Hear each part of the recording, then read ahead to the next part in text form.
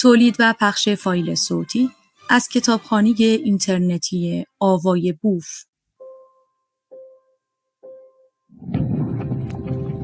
avayaboof.com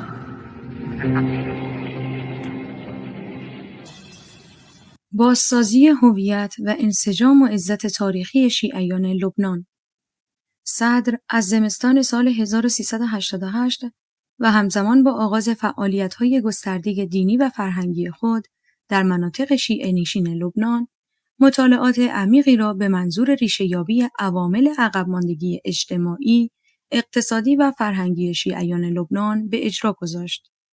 حاصل این مطالعات، برنامه‌های کوتاه مدت، میان مدت و دراز مدتی بود که از اواسط سال 1339 و در راستای سیاست محرومیت زدایی طراحی و اجرا شد. صدر در زمستان سال 1339 و پس از تجدید سازمان جمعیت خیریه البروالاحسان با تنظیم برنامه‌ای ضربتی جهت تأمین نیازهای مالی خانواده‌های بی‌بضاعت، ناهنجاری تکدی را به کلی از سطح شهر سر و اطراف آن برانداخت.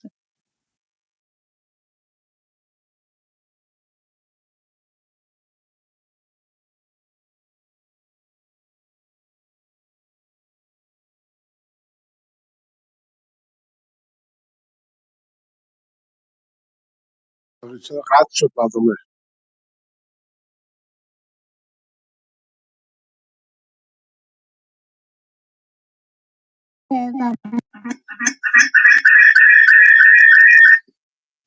ببخشید آقای زمانی، شما میخواید یه کوچولو در مورد اه، درباره شادی و خوشحالی مردم در بعد از سقوط دیکتاتور صحبت بکنید؟ چون من نمیخوام موضوع موسی صدر یه چند تایتلش مونده امروز، چون در مورد شادی و هیجانات مردم در خیابان بعد از سقوط محمد رضا پهلوی میخوایم صحبت بکنیم که خیلی شباهت زیادی به اوضاع امروز ایران داره. از این چند تا تایتل مسلسل میگذاریم. اگه شما لطف کنید صحبت بکنید که من اینو به اون قسمتش برسونم، بعد دوباره اطلاع میدم و بازش میکنم که برای پخش کتاب گوش بدیم. بس با اجازهتون یه مقداری راجع به مسئله صحبت میکنم. یک چیز خیلی جالبی که من در رابطه با این جنگ دیدم اینی که یه عده‌ای در آمریکا و در اسرائیل این جنگ را تبدیل کردن به جنگ مذهبی. یعنی در آمریکا از آرماگدون صحبت میکنن و یا جنگ که این اعتقاد دارن اون ایوانگلیستا یک نوع مسیحیان بیبلی بهشون میگن،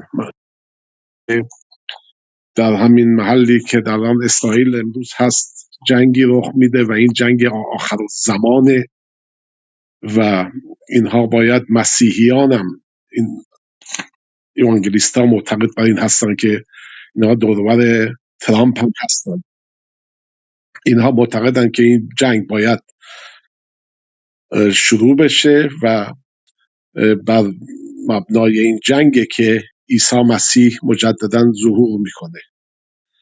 از اون وقت دیدم آقای نتانیاهو داره صحبت از این میکنه که این جنگی است با عمالیق و ما باید عمالیق رو از بین ببریم.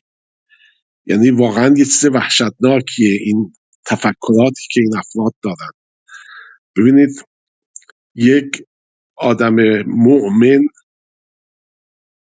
یک انسانی که به یک دینی اعتقاد داره و فکر نمیکنه که این اشکالی در این دین هست و هر چی که هست درسته و الهی است، این انسان خطرناکی میشه، چون نه گوشش میشنوه نه فکر میکنه.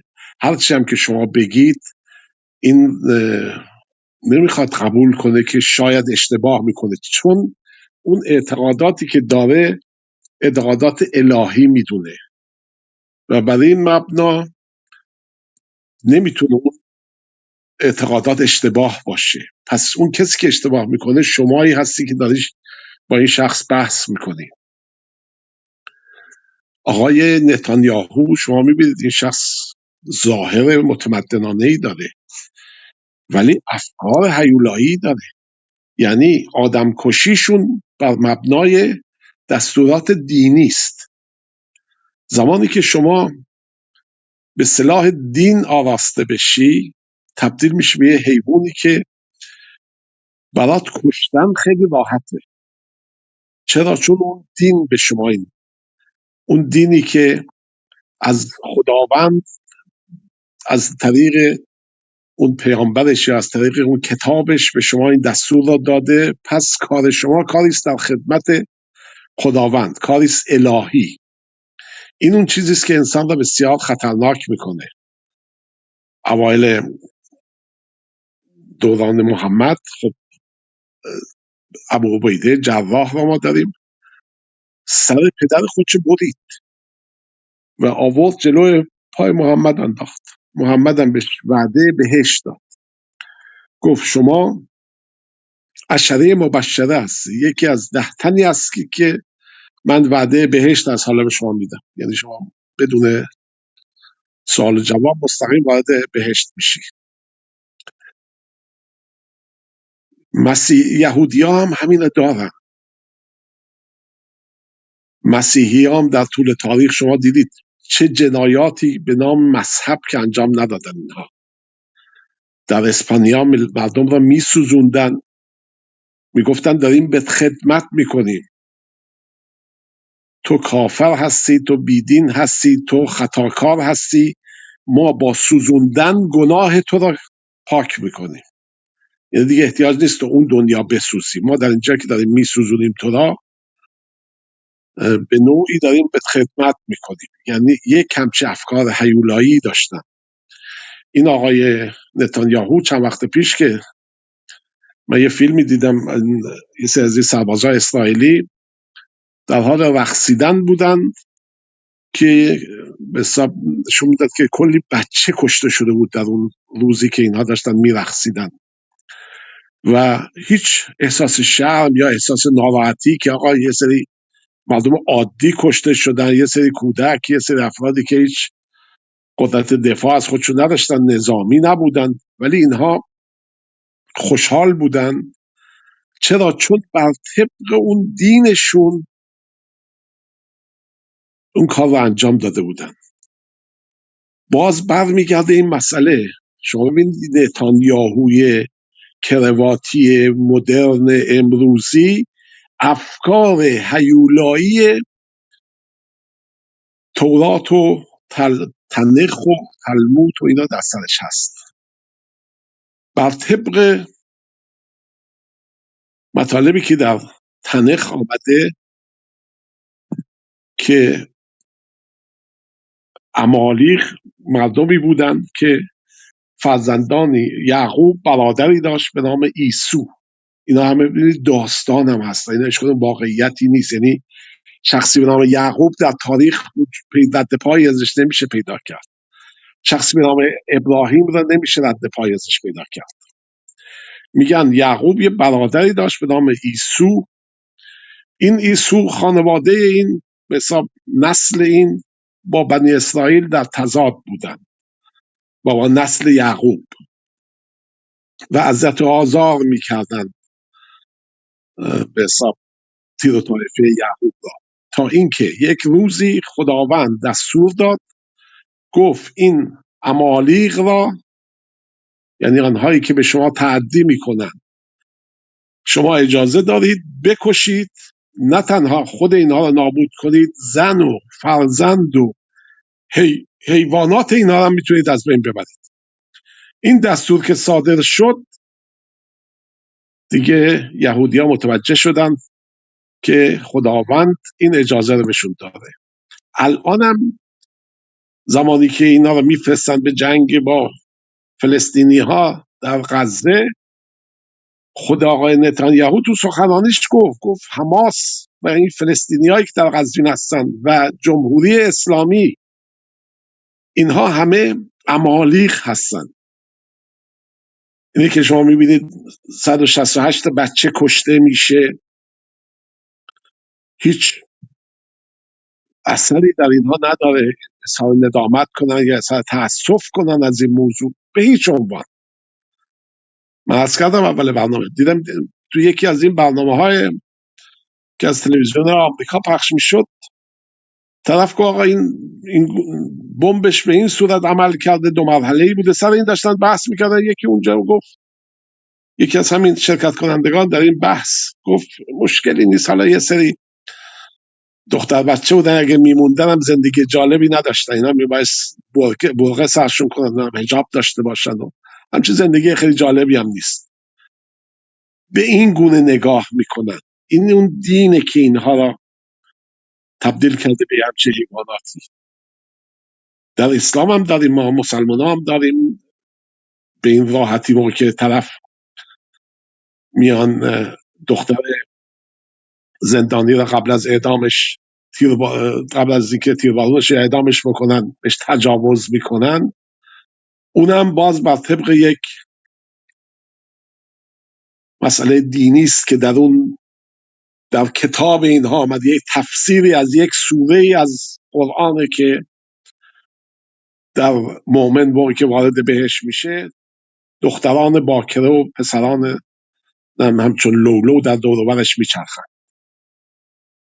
پس اینا میگن تفسیر این قرآن اینه که دخترانی که در بهشت هستن باکرن، پس هر کسی که به بهشت میره اگر باکره باشه میره به بهشت، دختری اگر باکره باشه.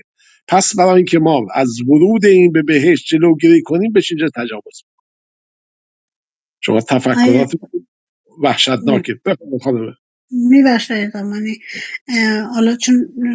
حالا اینکه میشه درست شد و من میتونم کتاب پخش کنم، حالا اون که جدا، ولی حالا شما صحبتتون تمام کنیم و پخش میکنم. ولی جالب اینجاست که این تفسیراتی که حالا شما در مورد آیات قرآن دارید میگید، دقیقا هم که شما فرمودید الان در حال حاضر هم ما دقیقا به همین مرحله برخوردیم. و برای من جالب اینه که چقدر نه تنها تاریخ و همه چی داره تکرار میشه در دنیا. و من چند روز پیش اتفاقا یک مناظره را میدیدم بین یک سلطنت طلبی که در نوشتن دفترچه مشق رضا پهلوی شرکت داشتن به نام دفترچه اضطرار، و یک خانمی بود که از اعضای حالا گروه چپ بودن، داشتن بحث میکردن. هر چی که این خانم ایراد میگرفت برای دفترچه اضطرار، میگفت شما باید جمله قبلیشو بخونید، ببینید تو جمله قبلی چی گفته، بعد ببینید تو جمله بعدی چی گفته. نه، منظور شاهزاده رضا پهلوی در دفترچه اینه، اون نیست که شما برداشت کردید. و من حس کردم چقدر واقعا آدم ها برای این که اون شرایط رو به دلخواه خودشون تغییر بدن، چقدر از الگوی مشابهی استفاده میکنن که اون وجدان نداشته خودشون رو راحت بکنن و مردم رو فریب بدن، چه نوع اسلامش باشه چه نوع سلطنتیش باشه فرق نمیکنه. یعنی عرض کردم همونقدر که جمهوری اسلامی از آیات ساختگی و تفسیر قرآن برای کشتن آدم ها، جوان ها، مخالفین، حتی برای وقتی یکی سوال فقط میکنه و شک میکنه که در شکم ماهی یک نفر نمیتونه زنده بیرون بیاد، خیلی راحت میکشه. دقیقا سلطنت طلبها هم دارن از همین شیوه استفاده میکنن. از کدام هم تو دفترچه اضطرار به هر قسمتش که شما اشکال بگیرین که چرا اینجا این نوشته شده، بعد میگن که برو بخون ببین جمله بعدی چیه، برو بخون ببین جمله قبلی چیه. نه، منظور شاهزاده اونجا این نبوده، شما اشتباه برداشت کردید. و این واقعا باعث تاسفه که ما همه به مرحله نرسیم که یا عریان حرف بزنیم که همه بفهمن، یا اینکه اینقدر شارلاتان نباشیم که مردم رو با اون تفسیرهای مسخره ذهنی خودمون مشغول کنیم. شما صحبتاتون رو تموم بکنید که من کتاب رو بذارم. لطف کنید کتاب رو بذارید، بعدا پس بعد از کتاب صحبت میکنم.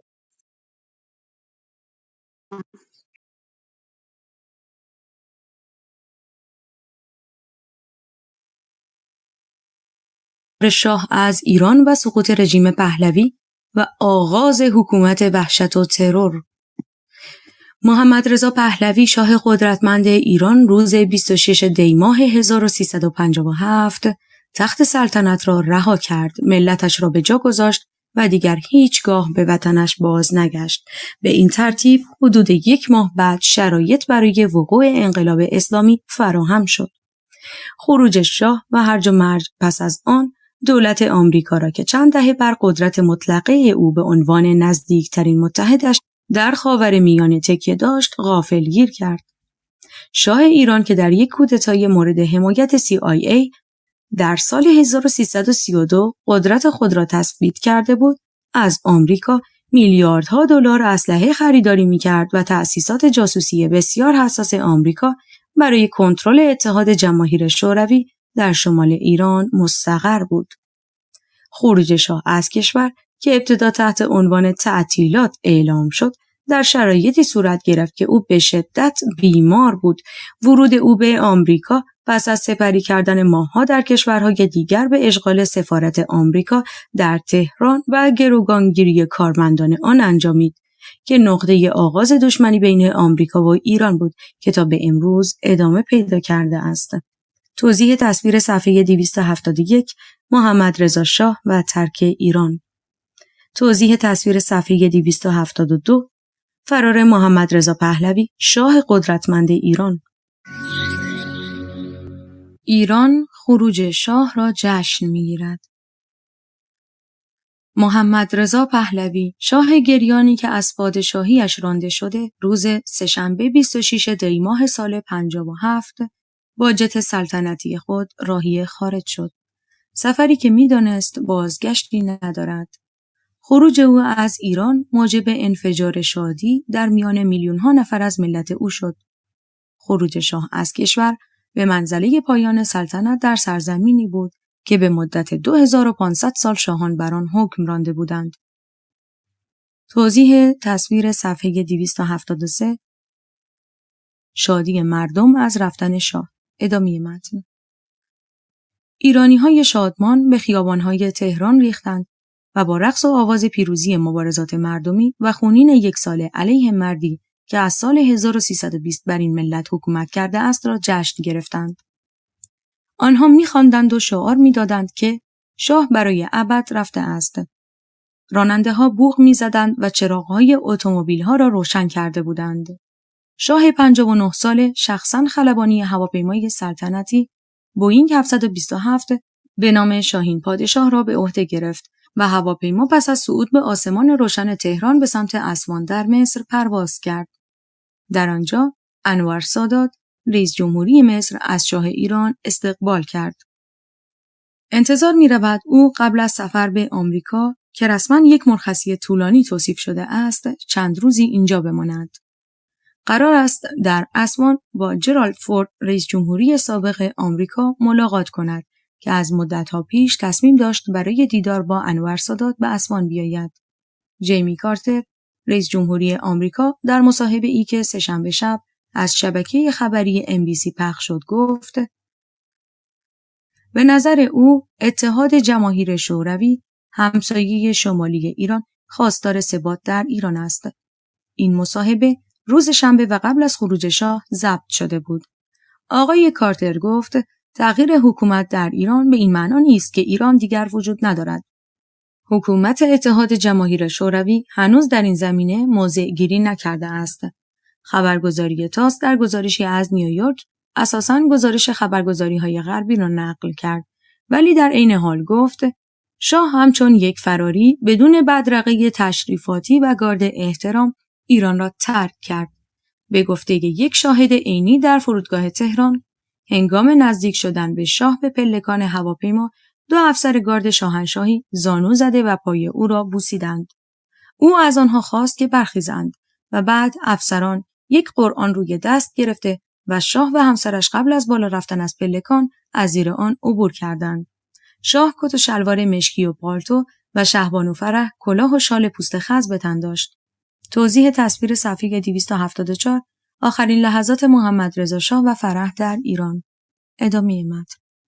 محمد رضا پهلوی شاهنشاه قبله عالم و سایه پروردگار رویاهای در هم شکسته برای شکوه سلسله پهلوی و یک وضعیت سیاسی متلاطم را به جا گذاشت. با پخش خبر خروج شاه از کشور، روز سه‌شنبه ایرانیان شادمان در خیابان‌های تهران می‌رقصیدند و می‌خواندند که شاه رفت. این شادی به سایر بخش‌های جهان عرب و پاریس رسید و آیت الله خمینی، دشمن اصلی شاه، از این خبر با تکیه کلام مسلمانان الله اکبر استقبال کرد. مجسمه‌های محمد رضا شاه پهلوی در تهران به زیر کشیده شدند و مردم تصاویر او را روی اسکناس‌ها پاره می‌کردند. صدای بوق ماشین‌ها شنیده می‌شد. نانوایان و شیرینی‌پزها شیرینی و کلوچه‌های رایگان به مردم می‌دادند و مردم بین سرنشینان اتومبیل‌های در حال عبور شکلات و آبنبات پخش می‌کردند. با شنیدن خبر خروج بی سر و صدای شاه از کشور و پرواز او به سوی مصر، مردم به یکدیگر گلاب می‌پاشیدند. توضیح تصویر صفحه 275، سرنگونی مجسمه شاه رضا پهلوی. ادامه متن. در سراسر ایران تظاهر کنندگان شادمان تصاویر خمینی، روحانی تبعیدی مسلمانان شیعه که رهبر مبارزات مذهبی با شاه است را در دست داشتند. او وعده داده که در ایران که بیش از 90% جمعیت آن از جمله شاه مسلمان هستند، یک جمهوری اسلامی تأسیس خواهد کرد. شاه روز سه‌شنبه تحت فشارهای مذهبی و سیاسی رو به افزایش، بیخبر ایران را به مقصد مصر ترک کرد و قرار است از آنجا به آمریکا برود. او گفت دلیل خروجش معالجات پزشکی است، ولی بسیاری گمانه‌زنی می‌کنند که باز نخواهد گشت. پس از ورود شاه به اسوان در جنوب مصر، در مسیر حرکت همراه با انور سادات، گروه کوچکی از مردم از او استقبال کردند. در تهران، خوشحالی مردم با نفرت از مردی که قدرت مطلقه را در دست داشت همراه بود. دانشجویی به نام حمید شهبازی گفت: ما امیدواریم که حکومت ملی آینده بتواند شاه را برگرداند و او را محاکمه کند. دختری که خود را نیستانش معرفی کرد، گفت: وقتی که شاه بمیرد خوشحال خواهیم شد. برخی دیگر از ایرانیان اظهار امیدواری می‌کنند که پس از 1 سال اعتصاب و شورش علیه شاه که طی آن حداقل 1500 نفر جان خود را از دست داده‌اند، کشور بتواند به وضعیت عادی بازگردد. نیازی، یک زن خانه‌دار، گفت: اول از همه امیدوارم که کارگران نفت سر کار خود برگردند تا من بتوانم برای شوفاژ سوخت بخرم. جلسه 270 عضو شورای ملی فلسطین در مورد تشکیل کشور مستقل فلسطین که در دمشق برگزار شد به خروج شاه واکنش نشان داد. محمود لبدی، یک سخنگوی سازمان آزادی بخش فلسطین، گفت: همه خوشحالند. از نظر ما پیروزی در ایران یک پیروزی برای سازمان آزادی بخش فلسطین است. نشان دهنده روندی در خاورمیانه علیه منافع و نفوذ آمریکاست. اتحاد شوروی هنوز در این مورد موضع گیری نکرده، ولی خبرگزاری تاس به نقل از شاهدان عینی گزارش داد که شاه همچون یک فراری بدون بدرقه تشریفاتی و گارد احترام ایران را ترک کرده است. در پاریس، ایرانیان تبعیدی برای شنیدن اخبار رادیویی ایران دکمه را روی امواج کوتاه می‌چرخانند. آنها خبر خروج شاه را از رادیو فرانسه شنیده‌اند، ولی میگویند تا زمانی که این خبر را از رادیو ایران نشنوند آن را باور نخواهند کرد. خمینی 78 ساله که از روز 6 اکتبر در ویلای ساده‌ای در حومه پاریس زندگی می‌کند، بعد از ظهر سه‌شنبه در میان گروهی از طرفدارانش از عرض خیابان عبور کرد تا برای ارسال پیامی به ایران به خانه عملیاتی برود. همزمان با خروج شاه، خمینی در پیام مهمی خواستار حفظ نظم از سوی آحاد مردم در کشور شد. متن پیام به این شرح است: خدمت عموم ملت شریف و شجاع ایران، اعلی الله کلماتهم و فقهم الله تعالی، فرار محمد رضا پهلوی را که طلیعه پیروزی ملت و سرلوحه سعادت و دست یافتن به آزادی و استقلال است، به شما ملت فداکار تبریک عرض می‌کنم. شما ملت شجاع و ثابت قدم به ملت‌های جهان ثابت کردید که با فداکاری و استقامت می‌توان بر مشکلات هرچه باشد غلبه کرد و به مقصد هرچه دشوار باشد رسید.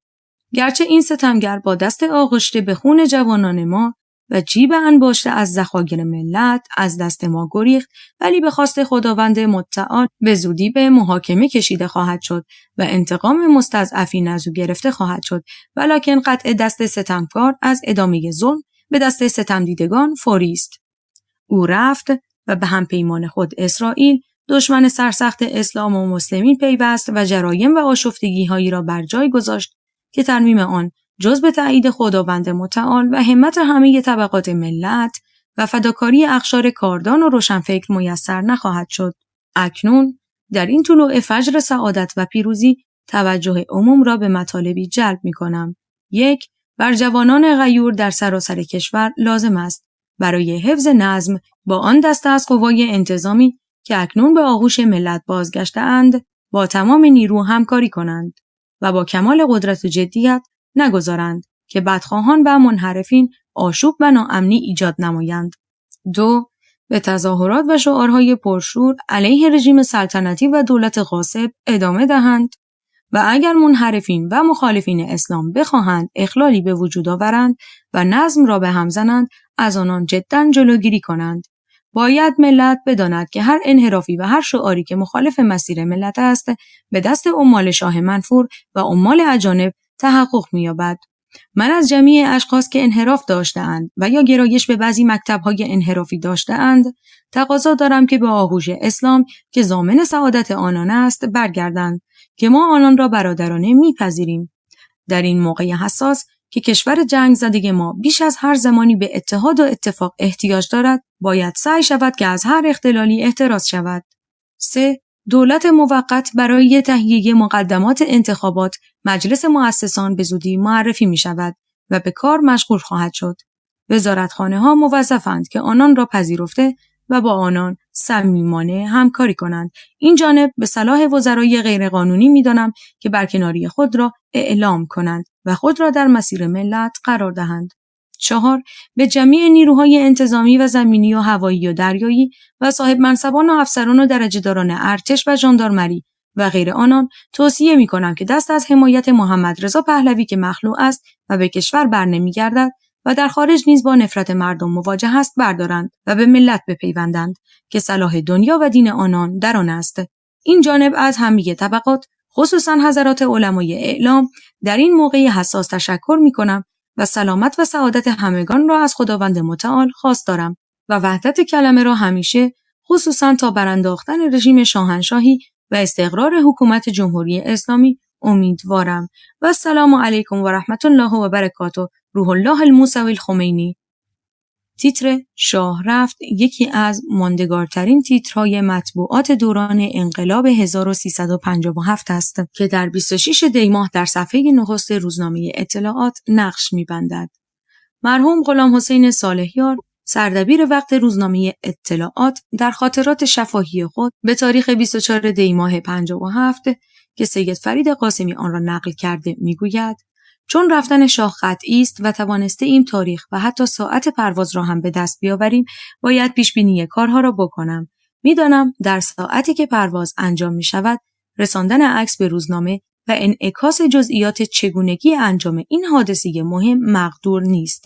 از این رو از فرصتی که پیش آمد استفاده کردم و عباس مژده‌بخش رئیس شعبه صفحه‌بندی و مسئول آرایش صفحه اول روزنامه را به کنج خلوت می‌کشم و با او به صحبت می‌نشینم. از مدتی قبل مسئله تیتر اول روزنامه در روز رفتن شاه فکر مرا به خود مشغول کرده است.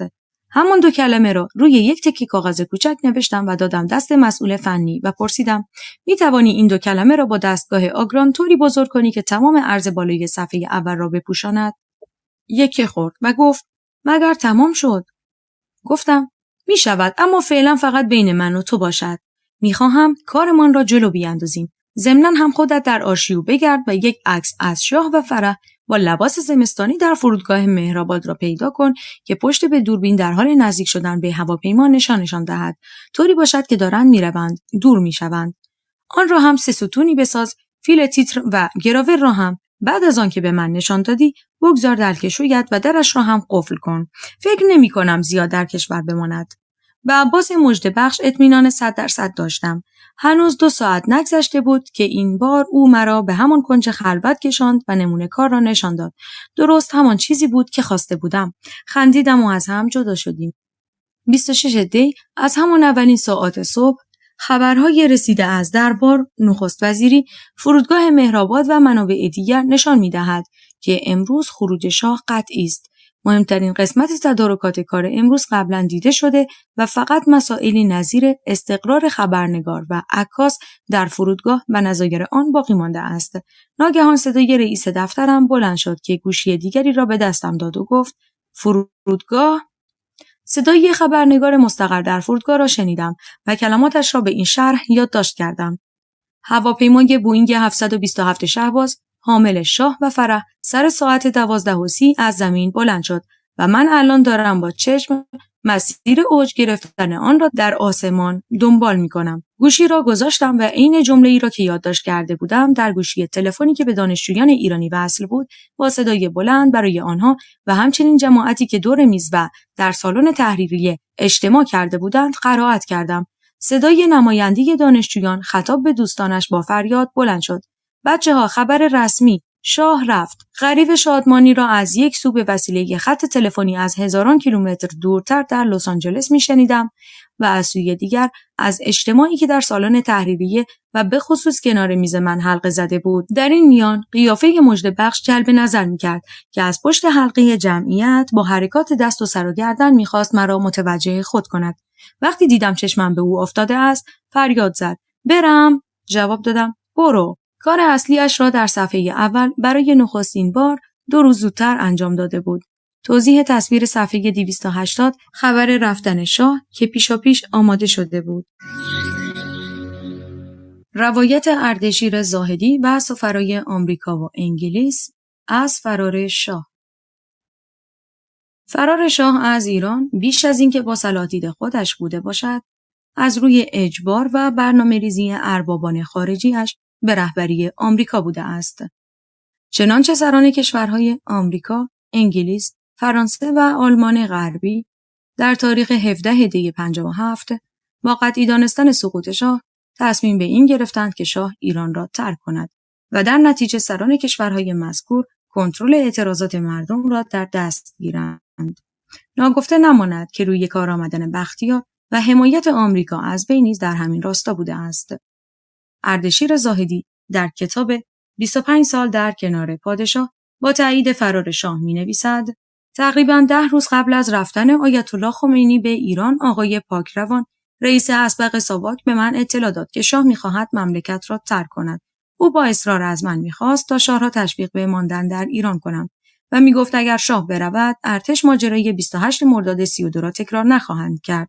من این مطلب را به شاه گفتم و او گفت: ارتش ممکن نیست به من خیانت کند. بعد که در خارج شنید قره‌باغی اعلامیه بی‌طرفی ارتش را امضا کرده است، فوق‌العاده عصبانی شد و تا مدتی قره‌باغی را فحش می‌داد. روزنامه نیویورک تایمز در تاریخ 10 ژانویه 1979 با استناد به گفته منابع بانکی جهانی نوشت که مبلغی بین 2 تا 4 میلیارد دلار تنها در طول این 2 سال آخر 1356 و 57 از سوی خانواده سلطنتی ایران به آمریکا منتقل شده است. در سال 1391 نیز روزنامه فاینانشال تایمز به مناسبت بیداری اسلامی در کشورهای عربی میزان دارایی‌های خارج شده توسط محمد رضا پهلوی را بدین شرح اعلام کرد: محمد رضا پهلوی، شاه مخلوع ایران، 35 میلیارد دلار دارایی از ایران خارج کرده است.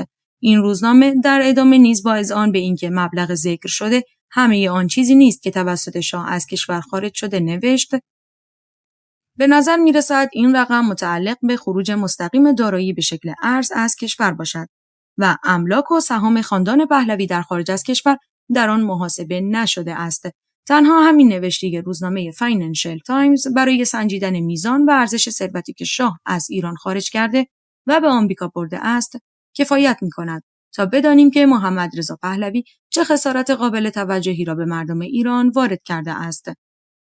خاطرات سفرا و فرستادگان آمریکا و انگلیس از فرار محمد رضا پهلوی نیز بسیار جالب است. آنها ضمن توصیف واکنش مردم به این خبر تصویری از حقارت شاه را نیز ثبت کرده‌اند. روزنامه فاینانشال تایمز محمد رضا پهلوی شاه مخلوع ایران 35 میلیارد دلار دارایی از ایران خارج کرده است. خاطرات سفرا و فرستادگان آمریکا و انگلیس از فرار محمد رضا پهلوی. خاطرات ویلیام سولیوان آخرین سفیر آمریکا در ایران. رابرت هایزر ژنرال آمریکایی و آنتونی پارسونز سفیر انگلیس از روز فرار محمد رضا پهلوی، غوغا و هیجان بی‌سابقه در تهران بعد از فرار شاه. ویلیام سولیوان آخرین سفیر آمریکا در ایران ضمن روایت خاطره خود از حقارت شاه در واپسین روزهای حضور در ایران که ملتمسانه از سفیر آمریکا کسب تکلیف می‌کرد که کجا باید بروم، درباره واکنش مردم به خبر فرار شاه می‌گوید: جریان عزیمت شاه بعد از ظهر همان روز از رادیو و تلویزیون ایران پخش شد و ساعتی بعد شهر تهران را غوغا و هیجان بی‌سابقه‌ای فرا گرفت. کامیون‌ها مردان جوان را سوار کرده و در خیابان تخت جمشید پیاده می‌کردند. جشن رفتن شاه با حرکت دسته‌های تظاهر کننده در خیابان‌ها و صدای بوق خودروها و روشن کردن چراغ‌ها 3 یا 4 ساعت ادامه یافت. با خروج شاه از ایران، مسئولیت حکومت و اداره امور کشور به دست شاپور بختیار افتاد. رابرت هایزر ژنرال آمریکایی مشاهدات خود از 26 دی ماه 1357 را اینچنین روایت می‌کند: جمعیت زیادی در خیابان‌های سراسر شهر جمع شده بود و زمانی که شاه رفت گویی تیر شروع مسابقه شلیک شده است. همه به یک باره واکنش نشان دادند. به بالکن رفتیم. بوق‌ها به صدا درآمده بود. راهپیمایان بیرون ریخته بودند و همه شهر سرشار از جشن و شادی بود. حادثه غیر قابل توصیفی بود. جشن خودجوش مردم تا 2-3 ساعت ادامه یافت و هر لحظه آهنگ آن شدیدتر می‌شد. گزارش‌هایی دریافت کردیم مبنی بر اینکه مردم شروع به پایین کشیدن مجسمه‌های شاه و خانواده‌اش کردند. در برابر ساختمان اداره مخابرات در میدان سپاه تهران، مجسمه سوارکاری بزرگ و زیبایی از رضا شاه پدر شاه وجود داشت که مردم آن را واژگون کرده بودند. در طول بعد از ظهر با خبر شدیم 5-6 مجسمه دیگر که چند دهه از عمرشان می‌گذشت نابود شده است. آنها به طور نمادین در حال کشتن شاه بودند. توضیح تصویر صفحه 284 پایین کشیدن مجسمه رضا شاه. ادامه متن. خاطره سفیر انگلیس از روز فرار شاه. تمام شهر از حس رهایی منفجر شد. آنتونی پارسونز سفیر انگلیس در تهران نیز درباره اوضاع کشور بعد از فرار شاه میگوید: کابینه بختیار و برنامه دولت او در روز 16 ژانویه مورد تایید مجلس قرار گرفت و شاه و همسرش در همان روز تهران را به مقصد مصر ترک گفتند. رادیو ایران ساعت 2 بعد از ظهر خبر عزیمت شاه را اعلام کرد. من و همسرم و سایر اعضای سفارت و خانواده‌هایشان همه در محوطه سفارت بودیم. ناگهان تمام شهر از شادی و حس رهایی منفجر شد. اتومبیل‌ها با صدای بوق و چراغ‌های روشن حرکت می‌کردند. مردم فریاد زنان و پایکوبان در خیابان‌ها بودند و سربازان را می‌بوسیدند. روزنامه‌ها در تیراژ بالا با تیتر شاه رفت توزیع می‌شدند و مجسمه شاه و پدرش را از میدان‌های شهر پایین کشیدند. اینها وقایعی بود که من از آن بعد از ظهر طولانی و هلهله و شادمانی تمام نشدنی مردم در آن روز به یاد دارم.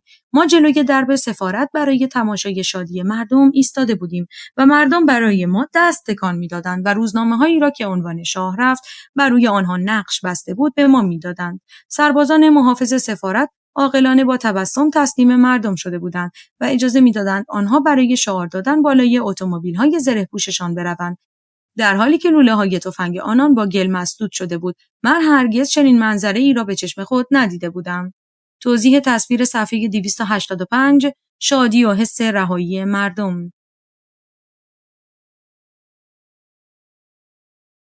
جشن غیرقابل توصیف مردم در روزهای وقوع انقلاب. شادی مردم تهران بعد از فرار شاه. به گزارش روزنامه کیهان در تهران، 4 میلیون نفر رفتن شاه را جشن گرفتند. دانشجویان در دانشگاه ملی و صنعتی مجسمه‌های شاه را ساقط کردند و مردم در سطح خیابان‌ها شادی خود را با هم تقسیم نمودند. به گفته شاهدان عینی، اتومبیل‌ها با بوق‌های ممتد، چراغ‌های روشن و حرکت برف‌باکن‌ها شادی خود را ابراز کردند. شیرینی و شربت در تهران پخش شد. فرار شاه مسرت بخشترین خبری بود که طی آن سالها مردم شنیدند و عمیقاً از آن استقبال کردند. به گزارش روزنامه اطلاعات، مردم تهران بعد از شنیدن عزیمت شاه به سربازان آویختند و آنها را بوسه باران کردند. همه اتومبیل‌ها بدون استثنا، حتی کامیون‌های ارتشی و پلیس، چراغ‌های خود را روشن کردند و کاروان‌های شادی در خیابان‌های پایتخت به حرکت درآمد. مردم در بسیاری از میادین مجسمه‌های شاه را پایین کشیدند، از جمله در میدان راه آهن، توپخانه، 24 اسفند، فلکه اول تهران پارس. طی عظیم‌ترین تظاهرات مجسمه‌های شاه پایین کشیده شد و در میدان مخبرالدوله نیز مردم مجسمه ای را که به خاطر کودتای 28 مرداد نصب شده بود پایین کشیدند.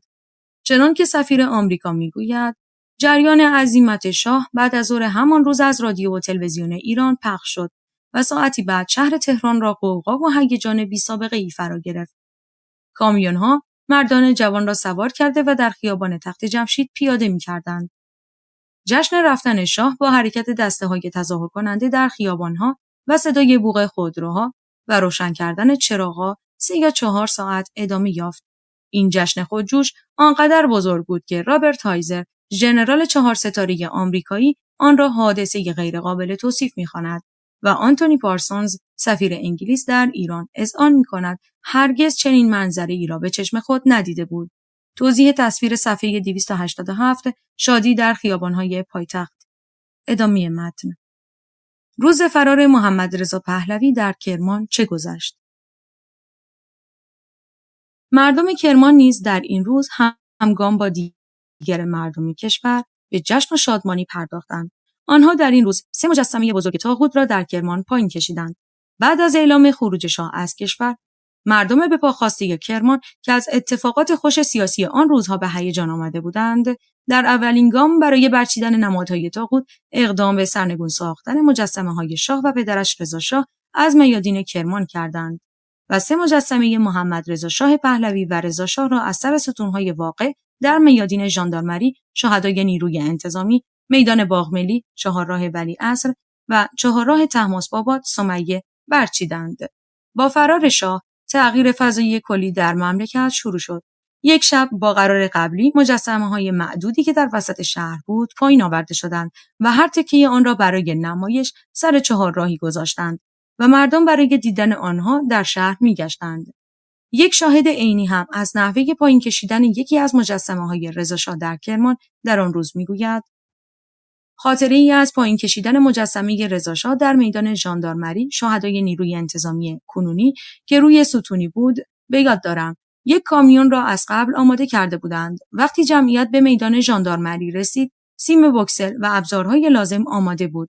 چند جوان پرشور از ستون بالا رفتند و از آن بالا شروع به الله اکبر گفتن کردند و بعد هم سیمها را به روی مجسمه انداختند و با کامیون کشیدند، ولی مجسمه کاملا از جایش کنده نشد، اما پس از تلاشی دیگر کاملا از جایش کنده و به زمین فرو افتاد. یادم هست آن مجسمه رضا شاه بود. سرنوشت مجسمه‌های شاه در رفسنجان. نابودی نمادهای طاغوت در رفسنجان هم مثل سایر شهرها شروع شده بود. در اواخر دی ماه 57 مجسمه شاه توسط یک کامیون باری و کلنگی که در دست مرحوم محمد زینعلی بود پایین کشیده شد و بعد از آن غریو الله اکبر در میان مردم طنین انداز شد. حاج شیخ عباس رمضانی که در آن زمان در رفسنجان حضور داشت میگوید: زمانی که می‌خواستند مجسمه را پایین بیاورند، بنده حضور داشتم. چند کامیون سنگین و جمعیت زیادی هم اطراف میدان را گرفته بودند و با شجاعت هرچه تمام‌تر مجسمه شاه را پایین آوردند. امیر هوشنگ یوسفی، یکی از فرهنگیان فعال رفسنجانی، درباره پایین کشیدن مجسمه محمدرضا پهلوی در رفسنجان میگوید: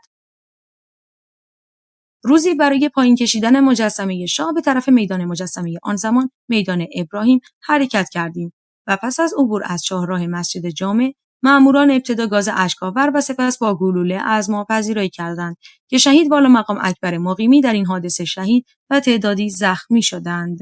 توضیح تصویر صفحه 289 مجسمه‌های منهدم شده شاه پهلوی. ادامه متن. به گزارش روزنامه کیهان، در روز فرار شاه، اعضای جامعه کلیمیان کرمان هم همگام با مردم به جشن و سرور پرداختند. اعضای جامعه کلیمیان کرمان در حالی که عکس‌های خمینی را در دست داشتند، در اجتماع مردم در مسجد امام خمینی شرکت کردند. مردم کرمان که در روز فرار شاه با ساقط کردن مجسمه‌های او سلطنت را به طور نمادین به زیر کشیده بودند تا 22 بهمن و محو کامل سلطنت به تلاش و مبارزه خود ادامه دادند. توضیح تصویر صفحه 289 مجسمه بزرگ طاغوت را در کرمان پایین کشیدند. ادامه متن. مردم با شادی نمادهای سلطنت در دسپول را ساقط کردند. با انتشار خبر فرار شاه در دسپول، شهر دگرگون شد. مردم یکدیگر را در آغوش گرفته و شادمانی می‌کردند و به همدیگر تبریک می‌گفتند و با شیرینی از آبرین پذیرایی می‌کردند. وجد و شادی مردم دسپول به قدری زیاد بود که قابل توصیف نیست. سرتیپ اکبر غفاریان فرمانده تیپ 2 زرهی دسپول دستور داده بود که مجسمه‌های شاه را برداشته و به پادگان منتقل کنند که مجسمه میدان تاج را منتقل کرده ولی نتوانسته بودند مجسمه رضاخان را از میدان مرکزی شهر در بیاورند. مردم نیز از فرصت استفاده کرده صبح روز 27 دی در این میدان تجمع و اقدام به پایین کشیدن مجسمه کردند.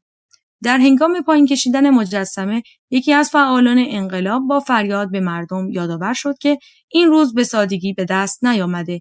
این پیروزی با خون و تحمل شکنجه و دربدری و تبعید و زندان به دست آمده است. قدر شهدا را بدانید و مقام آنها را پاس بدارید. بعد از فرار شاه، مردم دسپول به پیروزی انقلاب اطمینان کامل داشتند و معتقد بودند که با رفتن شاه تمام مظاهری که منتسب اوست باید محو گردد و در اجرای این هدف بود که صبح روز 27 دی با خیال راحت و عدم نگرانی از نیروهای نظامی و انتظامی در اقدامی شجاعانه با طناب و سیم بوکسل مجسمه را به پایین انداختند. بعد از انهدام مجسمه طاغوت، مردم دسپول اقدام به راهپیمایی کردند. آنها در این راهپیمایی شعار می‌دادند شاه فراری شده، سوار گاری شده. واکنش مردم سبزوار به خبر خروج شاه از کشور. در این روز همانند سایر شهرها و استان‌های مختلف کشور، موجی از شادمانی سراسر سبزوار را فرا گرفت. فرار شاه نشان از نزدیکی قریب الوقوع پیروزی داشته. مردم به خیابان‌ها ریختند و به ابراز شادمانی پرداختند.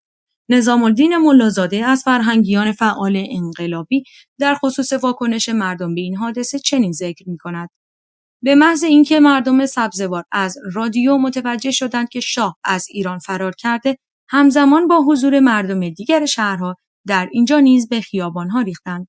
برخی با ماشین و موتورسیکلت که حتی از روستا هم آمده بودند در خیابان بیهق حرکت کردند. چراغ ماشین‌ها روشن بود.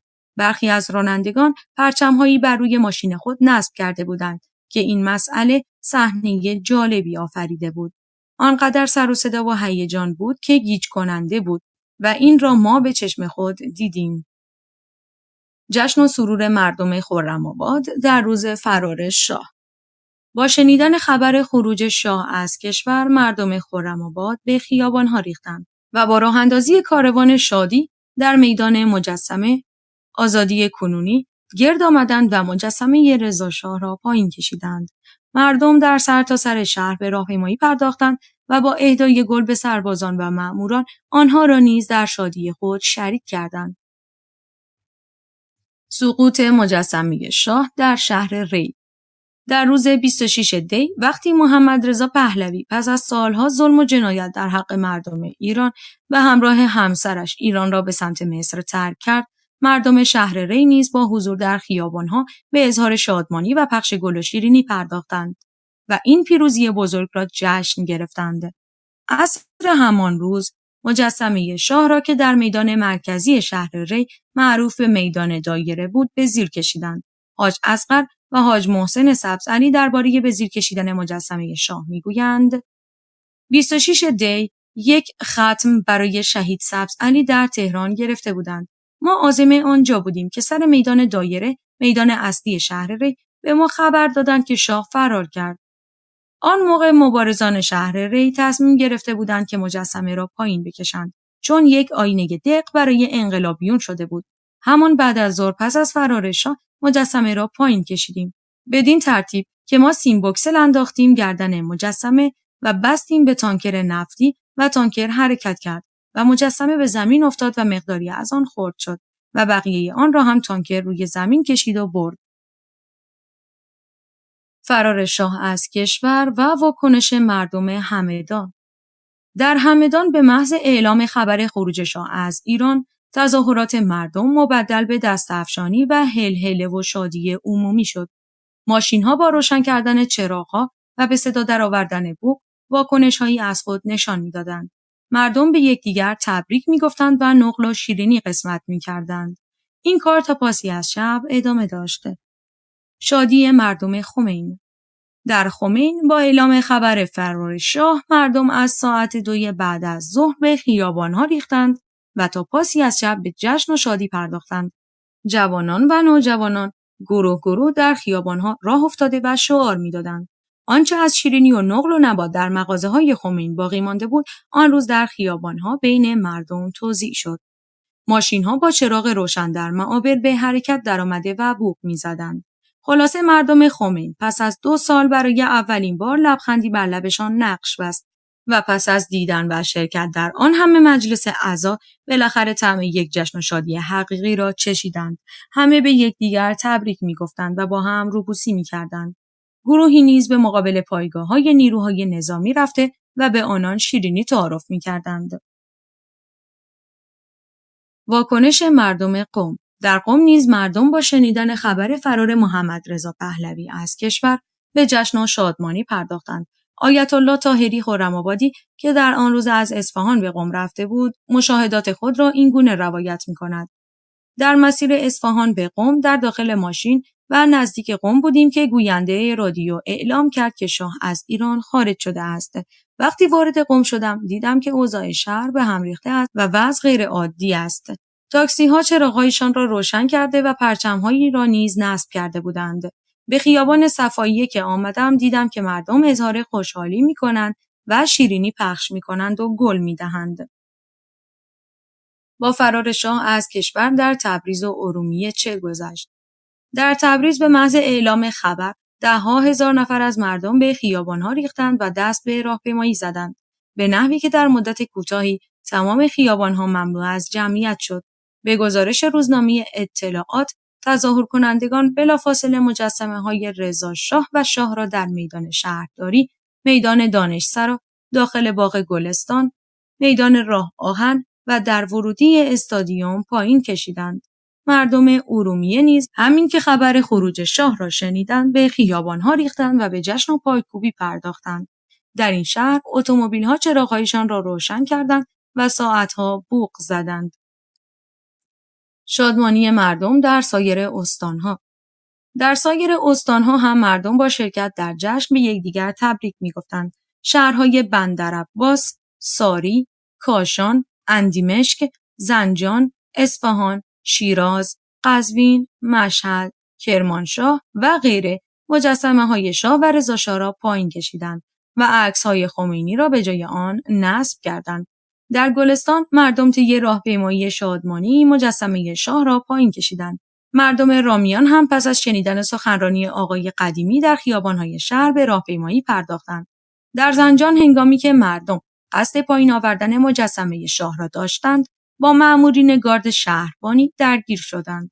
در آمل نیز جمعیت 20,000 نفری مجسمه شاه را در میدان 6 بهمن این شهر واژگون کردند و پس از کنار زدن مأمورین به کمک یک دستگاه کامیون 10 چرخ مجسمه را به زیر کشیدند. در سقز هم علیرغم سرمای شدید این شهر، مردم به خیابان‌ها آمدند و به جشن و سرور پرداختند. چندی بعد و در 22 بهمن ماه مردم به پا خاسته یک پیروزی بزرگ را جشن گرفتند.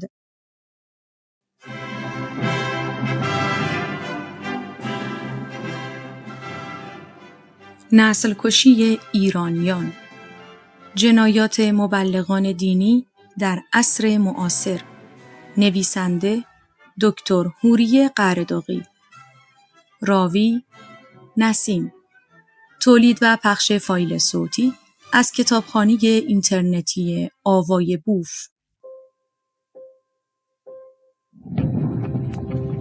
avayaboof.com روایت فرح پهلوی از فرار شاه.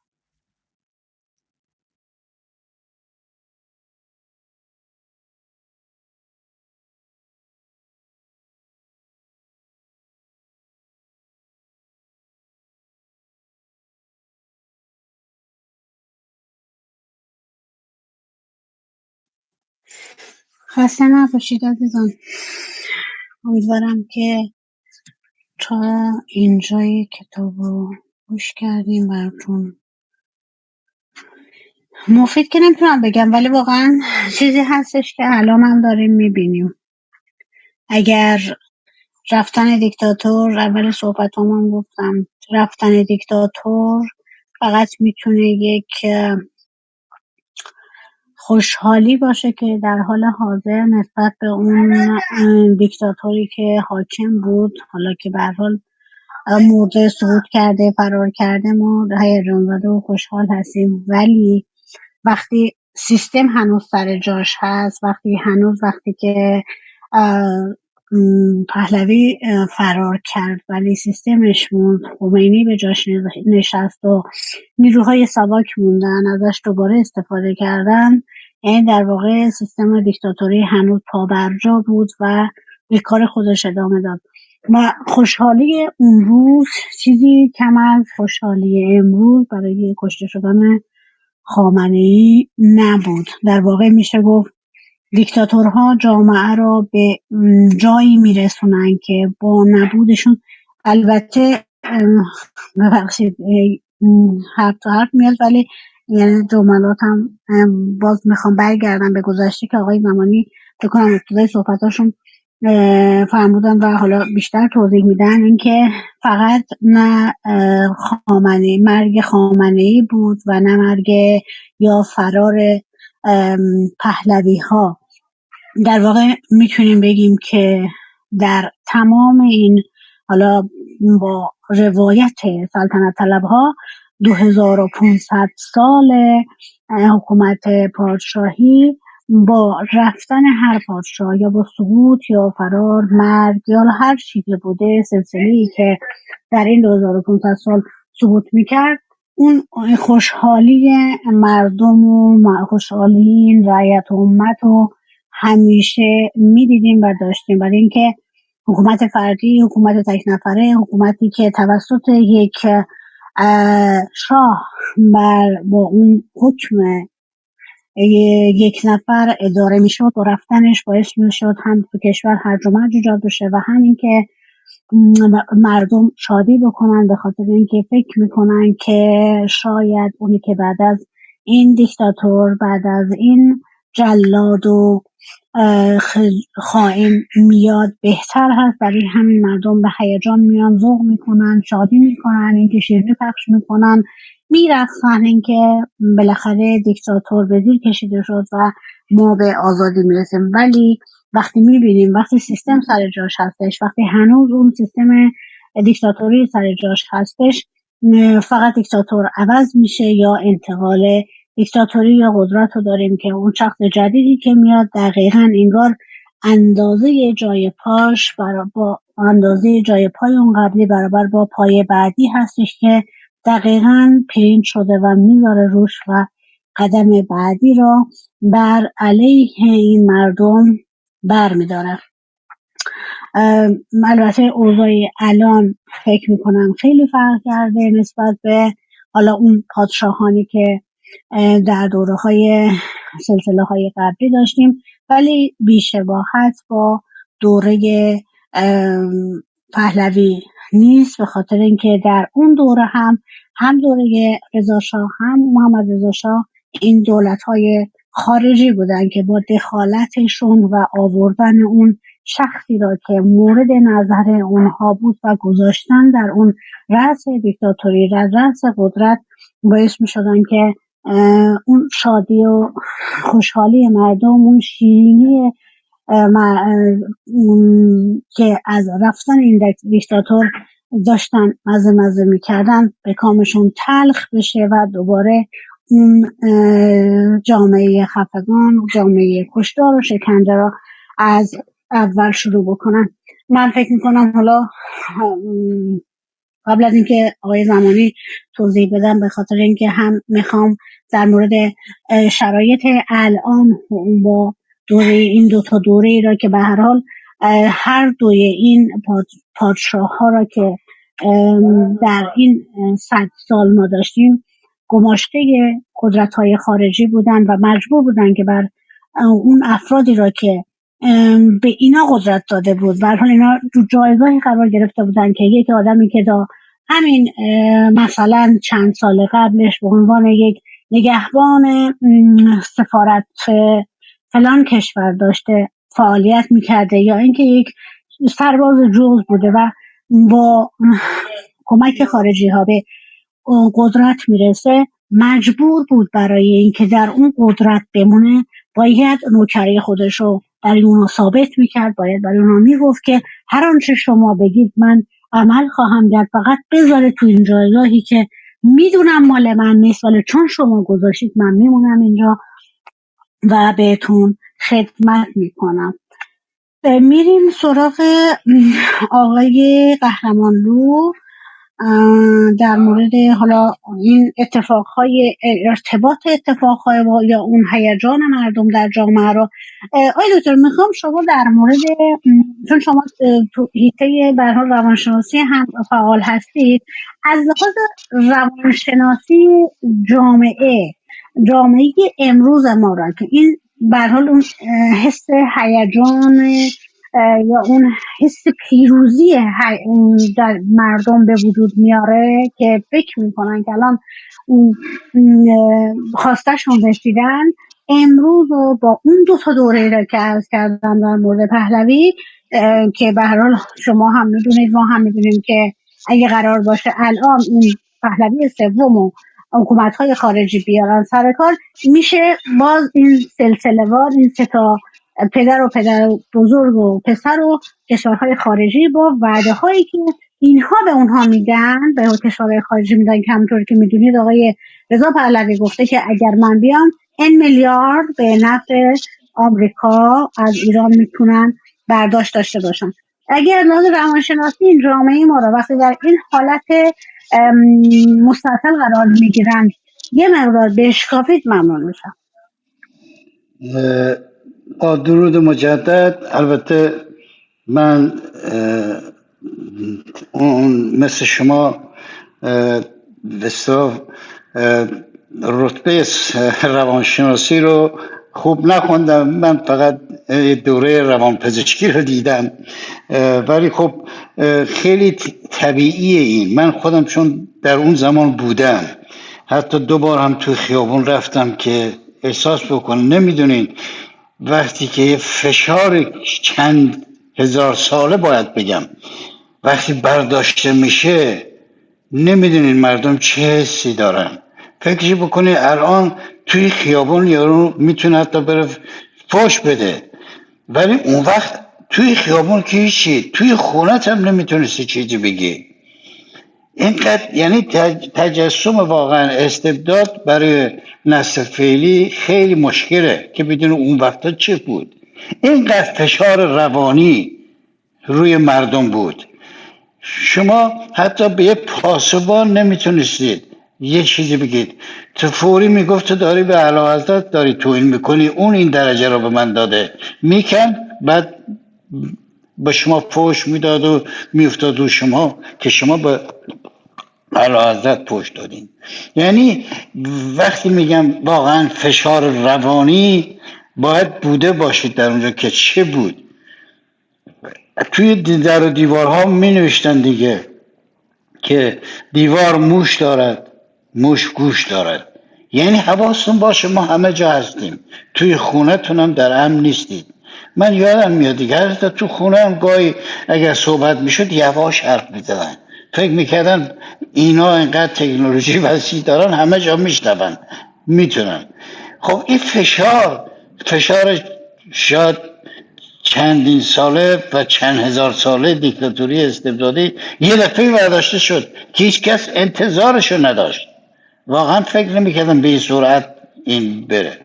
بعد خب طبیعیه که مردم خوشحال میشدن، مردم شیرینی پخش میکردن.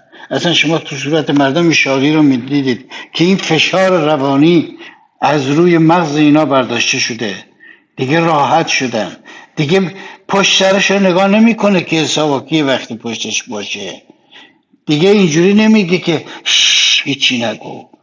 اینا همه تو راحت میتونستی حتی فریاد میزنی تو خیابون نظر تو بگی. خب این طبیعیه که مردم رو خوشحال میکنه. کسی واقعا به این فکر نمیکرد که چه پیش میاد. حتی بعدش فکر میکردن از این بدتر امکان نداره پیش بیاد. اینجوری مردم فکر میکردن، فقط داشتن همون اون خوشحالی اونجا رو لذت میبردن. خب طبیعیه دیگه. این از نظر روانی واقعا حق داره این مردمی که اینقدر سالها زیر این فشار اختناق و فشار استبداد بوده که مردم خوشحال بشن. این حقشونه. ولی خب زیاد طول نکشید دیگه. بعدش دیدیم که اینا درست همون دستگاه سرکوب رو به استخدام در آوردند و همون ساواکی ها رو دوباره استخدام کردن و دوباره شروع کردن به همون اعمال فشارشون. خب من دوست دارم که آقای زمانی صحبت بکنم. بیشتر از این وقت رو نمیگیرم. خیلی متشکرم. مرسی. متشکرم. من خواهش میکنم آقای بابکم بشنویم، بعد بریم صحبت های مفصل آقای زمانی رو بشنویم. آقای بابک بفهم. من سلام مجدد میکنم خدمت همگی.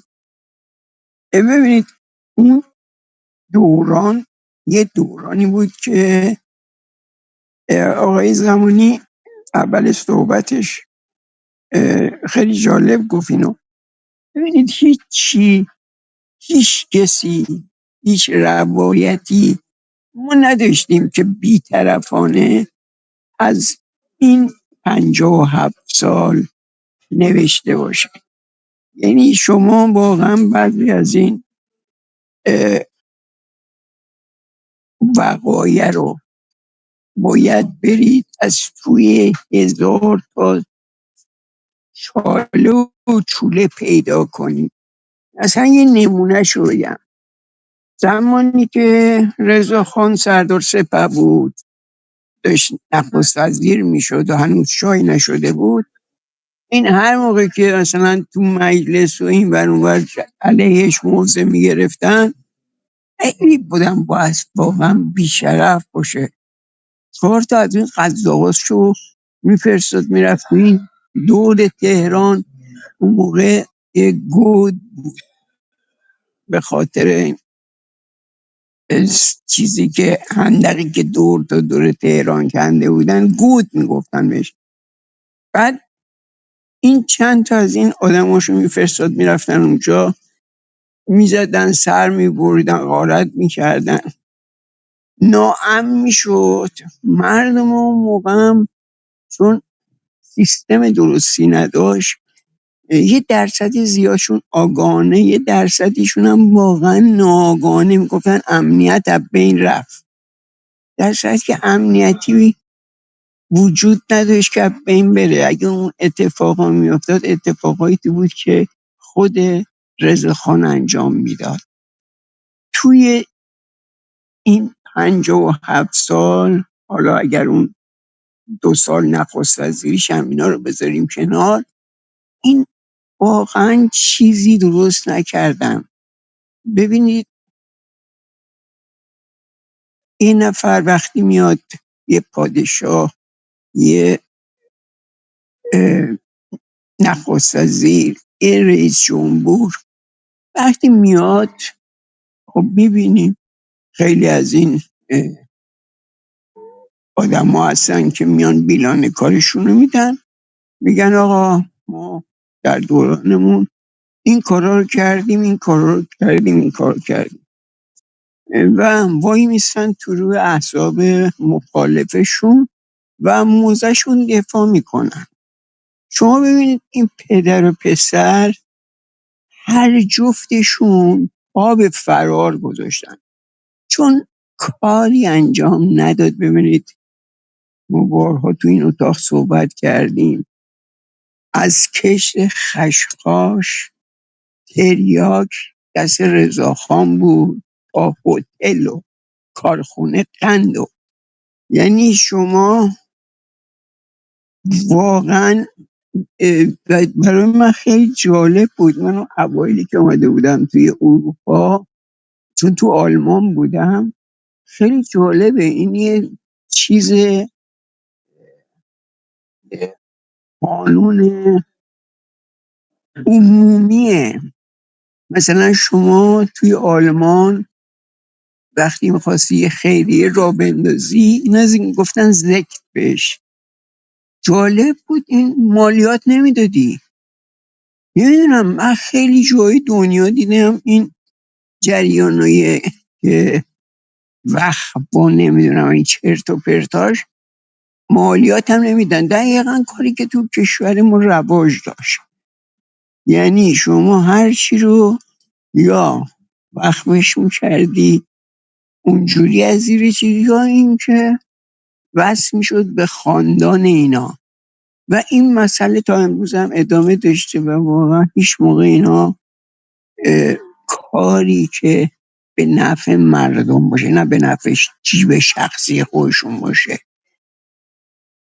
کاری که به نفع مردم باشه انجام ندادن. اون کارایی هم که انجام دادن همش به نفع جیب شخصی خودشون بود. کارخونه هاشون هیچ کدوم مالیات نمیدادن. هر بلایی که میخواستن سر اون کارگران می آوردن. و واقعا در آخر کار هر دوشون، چه خود رضاخان چه پسرش، بیلانی نداشتن برای مردم بگن. اون یکی موقعی که از ایران خارج شد 55,000 شکایت تو دادگستری علیه ثبت شد. بزرگترین زمینخوار قرن شد. واقعا چیزی تو ایران وجود نداشت که این خانواده دست روش نذاشته باشن. شما هر کاری میخواستی بری بکنی، اگه یه سهمی به یه دونه این والا حضرت میدادی، اجازه اون کارو به شما میداد. دقیقا مثل همین الانه. همین الانش هم دقیقا همونطوریه. من دوستی داشتم، البته برادر بزرگتر دوست من بود. این مهندسی صنعتی داشت، بعد یه سری کارخونجات صنعتی داشت. یه خانواده خانواده‌ای که از قدیم نمیدیم بهشون میگفتن امول، حزب اللهی نبودن ها. اینا از زمان شام همشون خیلی رعایت دین و این چیزا رو میکردن. این فقط در زمان انقلاب نبود. این اومدن سپاه، البته 40 سال پیش اومد.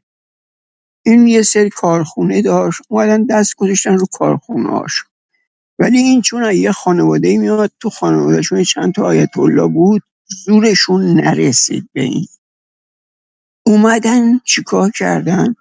رفتن روبرو کارخونه های این، زمینا رو گرفتن، همون کارخونه رو زدن. این بدبخت مواد اولیه از خارج وارد میکرد، بعد مالیاتشو میداد. اینا از اون به قول معروف چیزای جاهای مخفی خودشون، بنادر مخفی خودشون وارد میکردن بدون اینکه یک قرون مالیات بدن. کاری کردن که این پسره به روز سیاه نشست. یعنی این توی مملکت ما شده یه جورایی قسمتی از فرهنگ. تا بود خانواده دزد پهلوی بود، شما هر کاری بخواستی بکنی تا یه سم به یه دونه این بالا حضرت رو نمیدادی، نمیتونستی وام بگیری تو بانک، نمیتونستی اون کارخونه رو به قول معروف به راه بیندازی که صرفه ای درش باشه. دقیقا الان همون وضعیت هم توی رژیم میگم شده یه فرهنگ اصلا توی این مملکت. اون موقع با میدادی به اون خانواده معروف بودن به 1000 فامیل، حالا معروف شدن به 1000 فامیل پاسدار رو چه میدونم. همین هر کی جای مور بیشتری روی شونش، روی پیشونیش هستش و این چیزا. اینه که امیدوارم یه روزی با عوض شدن یه نفر دموکراسی توی یه جامعه درست نمیشه. اون دموکراسی احتیاج به زیربنا داره که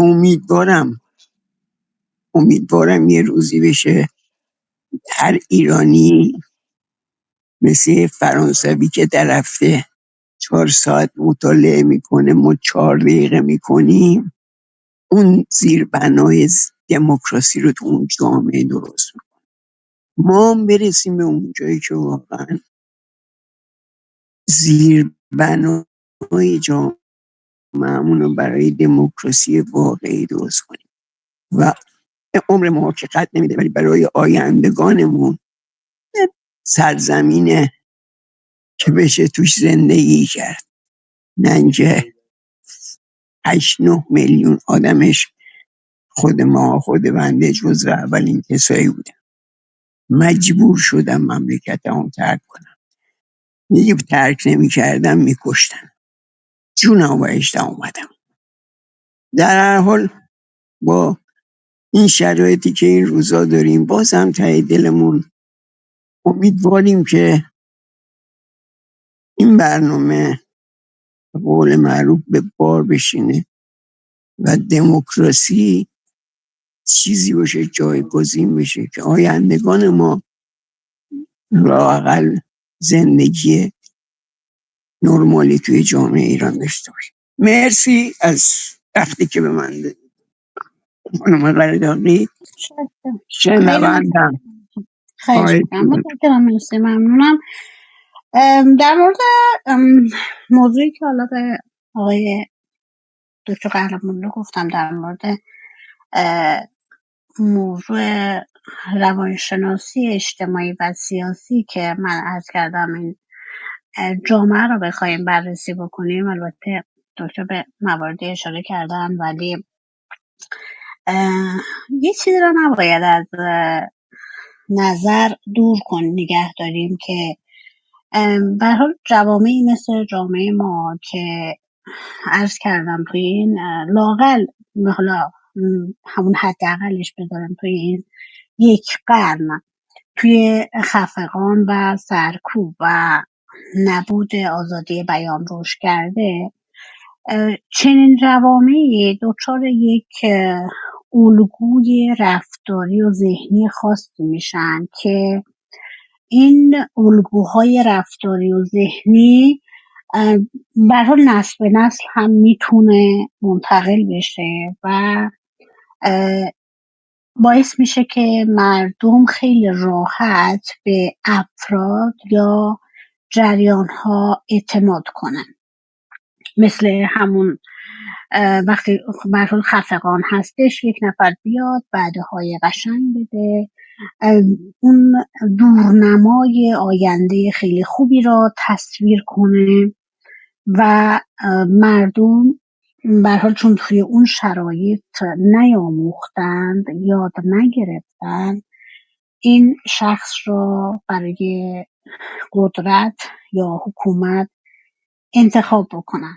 در واقع میتونیم بگیم از لحاظ روانشناسی وقتی مردم یک در این شرایط که عرض کردم یک درماندگی آموخته شده، یعنی آموزش داده میشه که این آدم ها فکر کنن که بر اساس اون تجربیاتی که در این نسل های، حالا چند نسل، فرض بر این نسل من، نسل قبل از من که حالا آقای زمانی، آقای بابک، آقای قهرمانلو هستن و نسل بعد از من که نسل زد باشن، اینها در این مدتی که به هر حال انقلاب کردن چند بار، اون هم تو این سالها تجربه کردیم که، یعنی تو این سنت تجربه کردیم که ما هیچ کنترلی بر سرنوشت سیاسی خودمون نداریم. یعنی در واقع باعث میشن ما اینطوری فکر کنیم که اعتراض یا مشارکت ما برای مخالفت با دیکتاتوری که مثل یک عروسک خیمه شب بازی توسط ابرقدرت‌های جهانی اداره میشه، مشارکت ما نتیجه‌ای نداره و همین باعث میشه که به مرور زمان به تدریج ما به یک احساس ناتوانی برسیم.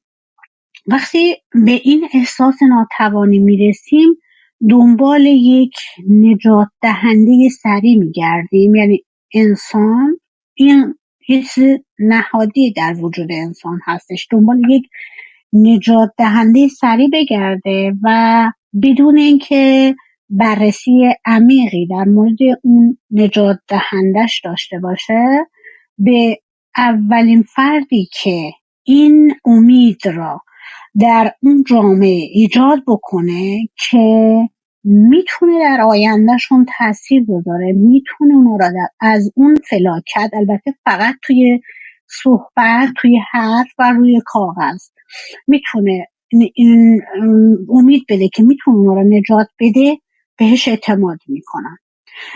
چنین جامعه‌ای میتونیم بگیم که وقتی بهش بگن که شما کاری نیستی یا ناتوان هستی در تعیین سرنوشت خودتون، من اینو از خیلی ها، حتی افرادی که به هر حال آدم‌هایی هستن که من حتی روی تفکر روشنفکریشون خیلی حساب میکردم، الان میشنوم میگن که ما که خودمون نمیتونستیم کاری انجام بدیم و در نتیجه یک نیاز شدیدی به یک منجی را در ما ایجاد میکنن، به خاطر اون بسته بودن جامعه، به خاطر اون خفقانی که وجود داشته، به جای اینکه به نهادها، به سیستم‌های دموکراتیک یا به یک گروهی که بتونن با همدیگه، منظورم گروهی که روشنفکرین و عقلا باشن، اعتماد کنیم، میریم به سمت یک فرد یا یک فرد قوی و کاریزماتیک که بهمون امید بده، به خاطر اینکه ما تجربه ای از ساختار سیاسی سالمون نداریم.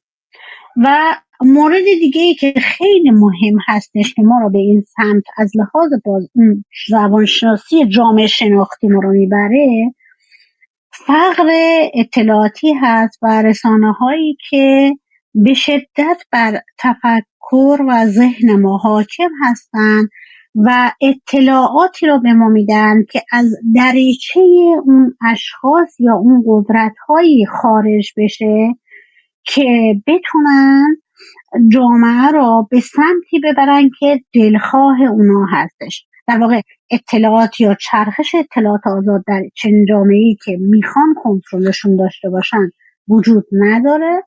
در نتیجه تحلیل سیاسی درست در اون جامعه رشد نمیکنه. در واقع ما یا مردم اسیر تبلیغات و شعارها یا چهره‌سازی هایی میشیم که با واقعیت خیلی فاصله داره. در نتیجه همه این موارد باعث میشه که ما به جای اینکه اعتماد عقلانی یا اعتماد حساب شده و متفکرانه به آدم ها یا اون جریان های سیاسی داشته باشیم، اعتماد هیجانی داریم. توی چنین جوامعی در واقع تصمیم های سیاسی بر اساس اون اعتماد هیجانی و احساس ها و واکنش های جامعه که از خشم و نفرت و وضعیت موجود در جامعه ایجاد میشه به وجود میاد. در واقع ما هیچ تحلیل درستی از چه در برنامه‌های که در جریان هست، چه در برنامه‌هایی که در آینده قرار هست توی کشور اجرا بشه را تحلیل درستی نداریم و همین باعث میشه که ما چرخه دیکتاتوری را در چنین جوامعی داشته باشیم. در واقع میتونیم بگیم که در این از لحاظ روانشناسی سیاسی میتونیم بگیم که در این جامعه‌ای که همش در حال خفقان و سرکوب هستن، این عواملی که من عرض کردم باعث چرخه دیکتاتور میشه به خاطر اون سرکوب‌های طولانی و خشم و انفجار اجتماعی که در جامعه ایجاد میشه و مهمترینش انتخاب سریع رهبری هستش که ما میخوایم سریع تق تق تق یه دونه رهبر رو انتخاب بکنیم که همه امور رو بهش بسپاریم و خودمون بریم دنبال کارمون، بعد بگیم دیگه تمام شد و اون تمام شدن گفتن ما تبدیل میشه به دوباره یک دیکتاتوری، در واقع اون چرخه دیکتاتوری که الان هم خیلی خیلی سایش رو سر جامعه ما وجود داره. میبخشید آقای زمانی، صحبت‌های شما را که خیلی مفصل دقیق و موشکافانه هست میشنویم. فرمایید جناب قهرمانلو، شما مایک زدید، اگه مطلبی داشتید بفرمایید. من خیلی سریع این خانم دکتر قراداغی اشاره خوبی کردن. یکی مطالعه که روی جوامع استبداد زده میشه و یک چیز همه به اشتراک رسیدن که مردم حس اعتماد به نفسشون رو از دست میدن، یعنی دیگه اصلا فکر میکنن نمیتونن کاری بکنن و این اندیشه های مثل امام زمانی و کشورهای خارجی و یه قلدری بیاد و اینا خیلی رشد میکنه و من اینو در خود جامعه خودمونم که زمان بود من خودم میدیدم، اصلا انگار که مردم فلج شدن. تا میگفتی آقا ما نمیتونیم کاری بکنیم، نه آقا ما نمیتونیم، باید یکی دیگه بیاد، باید نمیدونم از بیرون یکی حمله کنه. اینو همه یکی از واقعا ضایعات بزرگی که استبداد میذاره همین عدم حس اعتماد به نفسه، یعنی به خودش ملت به خودش اعتماد نداره که میتونه کار بکنه. خیلی متشکرم. من بیشتر از این حرف منتظرم که آقای زمانی صحبتش رو شروع کنن. چون من متوجه مایک زدن شما نشدم، موضوع منو بپذیرید. آقای زمانی میشنوم شما. با سلام مجدد به دوستان. ببینید خانم قراداغی این کتاب رو که میخوندن راجع به فوت شاه و خوشحالی مردم درش مطالبی آمد. جالبه شما مقایسه همین کشته شدن خامنه ای، لااقل یه عده‌ای من دیدم آمدن تو خیابون رو گریه میکردن برای این، ولی برای شاه من ندیدم کسی بیاد تو خیابون و ناراحت باشه. یعنی اینا در اون حدی بودن که انقدر ظلم و جور کرده بودن، چون خامنه ای هم خودش یه جنایتکاری است، ظلم و جنایتش خیلی بیش از شاه بوده. ولی اون دورانی که شاه مرد، ایرانی هایی که خارج از ایران بودن، حالا در داخل ایران ما بحثش جداگانه است، ولی یه عده زیادی از اطرافیان خود اون شاه که به ثروت و مکنتی رسیده بودن، اونها هم نیامدن ناراحتی بکنن و بگن آقا این شخص فوت کرده، مراسمی براش بگیرن. حتی برادرش غلام رضا نرفته بوده برای سالگردش، گفته بوده که پول هواپیما من ندارم. طرف میلیون ها دلار پول داشت، از ایران خارج کرده بود. نبود که هیچ احترامی برای این قائل نبودن. پادشاه ما اونا دیگه هم همینطور بودن. شما ببین محمد علی شاه موقعی که فرار کرد، یعنی بیرونش انداختن از مملکت و یه بارم کوشش کرد البته باز به قدرت برسه، شکستش دادن و رفت دیگه در همین اوکراین امروز که اون قسمتی از روسیه بود، در اونجا زندگی میکرد. یه قصری بهش داده بودن اونجا که انقلاب بولشویکی که شروع شد ایشون هم متواری شد، اونجا هم نتونست بمونه، میتونن بگیرن یخشو ادامش کنن. رفت در ایتالیا و همشون این ور اون ور مردن. همون احمد شاه دستور که آدم آنچنان ظالمی نبود، اونم باز در دربدری فوت کرد. هم وصیت میکردن که ما رو بفرستید کربلا که در اونجا به خاک سپرده بشن که شاید یک به چیزی بشه که اینا برن اون دنیا به بهش. چیزی آدم های خرافی و عقب افتاده هم بودن. البته این رو هم نمیشه گفت که مردم چون گریه‌زاری نکردن یا گریه‌زاری میکنن، دلیل بر اینه که مردم یه شناختی از این شخص داشتن و دارن. ببینید موقع که آقا محمد خان کشته شد اسمش گذاشتن شاه شهید، اون جنایتکاری که اون همه جنایت کرد، مردم کرمان را کور کرد. در جاهای دیگه هم رفتارش به مانند سردار فاتح بود، نه به عنوان یک ایرانی که میخواد قدرت از دست ایرانی دیگه در بیاره. نه، اینا به عنوان خودشون هم از نوادگان مغول‌ها میدونستن، ولی به عنوان شاه شهید مینامیدنش. تو بالای قبرش 24 ساعت در کربلا مذهبش قرآن خون گذاشته بودن که 3 شیفت قرآن میخوندن افراد. خود ناصرالدین شاه، خب این شخص 50 سال 47 سال بود البته درستش، جنایت کرد و خیانت کرد و بزرگترین جنایتش هم اون کشتن امیرکبیر بود و عقب نگه داشتن کشور و از دست دادن مناطق بزرگی از کشور تحت اون قرارداد آخال، چون ایشون اصلا نمیتونست نگه داره کشور. ترکمن ها مزاحم بودن که آقا به روسا گوی مال شما که اون منطقه آرام بشه. ایشون هم زمانی که فوت کرد، یعنی کشتنش، مردم توف تو صورت میرزا رضا کرمانی مینداختن که این شر رو از سر مردم کنده بود و اعدامش هم که کردن میبردنش برای اعدام، مردم فوشش میدادن که تو ما را بی پدر کردی، تو ما را یتیم کردی. و پسرش هم که آمد بعدش روی و سر کار، حرم این را ریخ بیرون. اصلا رفتارها همه غیر انسانی، رفتارها همه حیوانی به نوعی. نزدیک 2-3 هزار نفر حرم ایشون، زنها و خدمه و افرادی که بین اینها زنهایی بود که مثلا 67 سالش بود، زنهایی هم بود 15 سالش بود.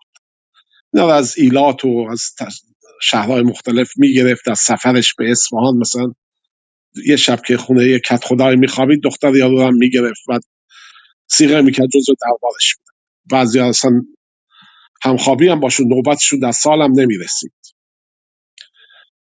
اینا همه را مظفر شده داد ریختن بیرون، آواره دنیا تهران شده بودن. اون جوان تراشون رو یه بازاری آمدن گرفتن بردن، سن بالاتراشون هم یه عده آدمای بی پولتر نسبت به بازاری گرفتن. عشقشون هم به این بود که ما زن شاه رو داریم. اون پیر پاتالاشون هم بیچاره، البته پیرم نمیشه گفت، یعنی 63-4 سالش بود، اونا هم همه موندن رو دست و یه سریشون های خرکچی ها و نمیدونم اینا به این عشق که ما زن پادشاه رو داریم. میخوام بگم روابط اصلا انسانی نبوده در طول تاریخ در کشور ما. اینی که نمیشم توجه کرد که مردم گریه میکنن برای یک شاه یا خنده میکنن و خوشحالی میکنن، چون این مردم سالها تحت استبداد زندگی کردن، حق و حقوق خودشون رو نمیشناسن، فکر نمیکنن انسانن و دارای حق و حقوقی. عرب که میاد تو کشور فوراً موالی میشیم، نوکر میشیم، در خدمت میشیم. نه تنها نوکر میشیم، اسم فرزندانمون هم میذاریم غلام حسین، غلام علی، یعنی بنده جنسی علی، بنده جنسی حسین. یعنی اینقدر خودمون رو تنزل میدیم، اینقدر خودمون رو پایین میدونیم، حقیر میدونیم. بعد مطلب دیگه ای هم که اون در مورد خروج شاه بود و یک جمله هم در کتاب آمده بود که خود شاه موقع که پشت هوا چیز شد، هواپیما بلند شد، ایشون خودش خلبانی کرد. این هم یک مسئله است که برمیگرده به سطح فکر و به حساب عرف جامعه ما که ما خلبانی رو یه چیز خیلی مهمی میدونیم. من یادم تو ایران مثلا تصدیق یک خیلی مهم، مثلا تصدیق همین ماشین معمولی میگفتن تصدیق خانماست.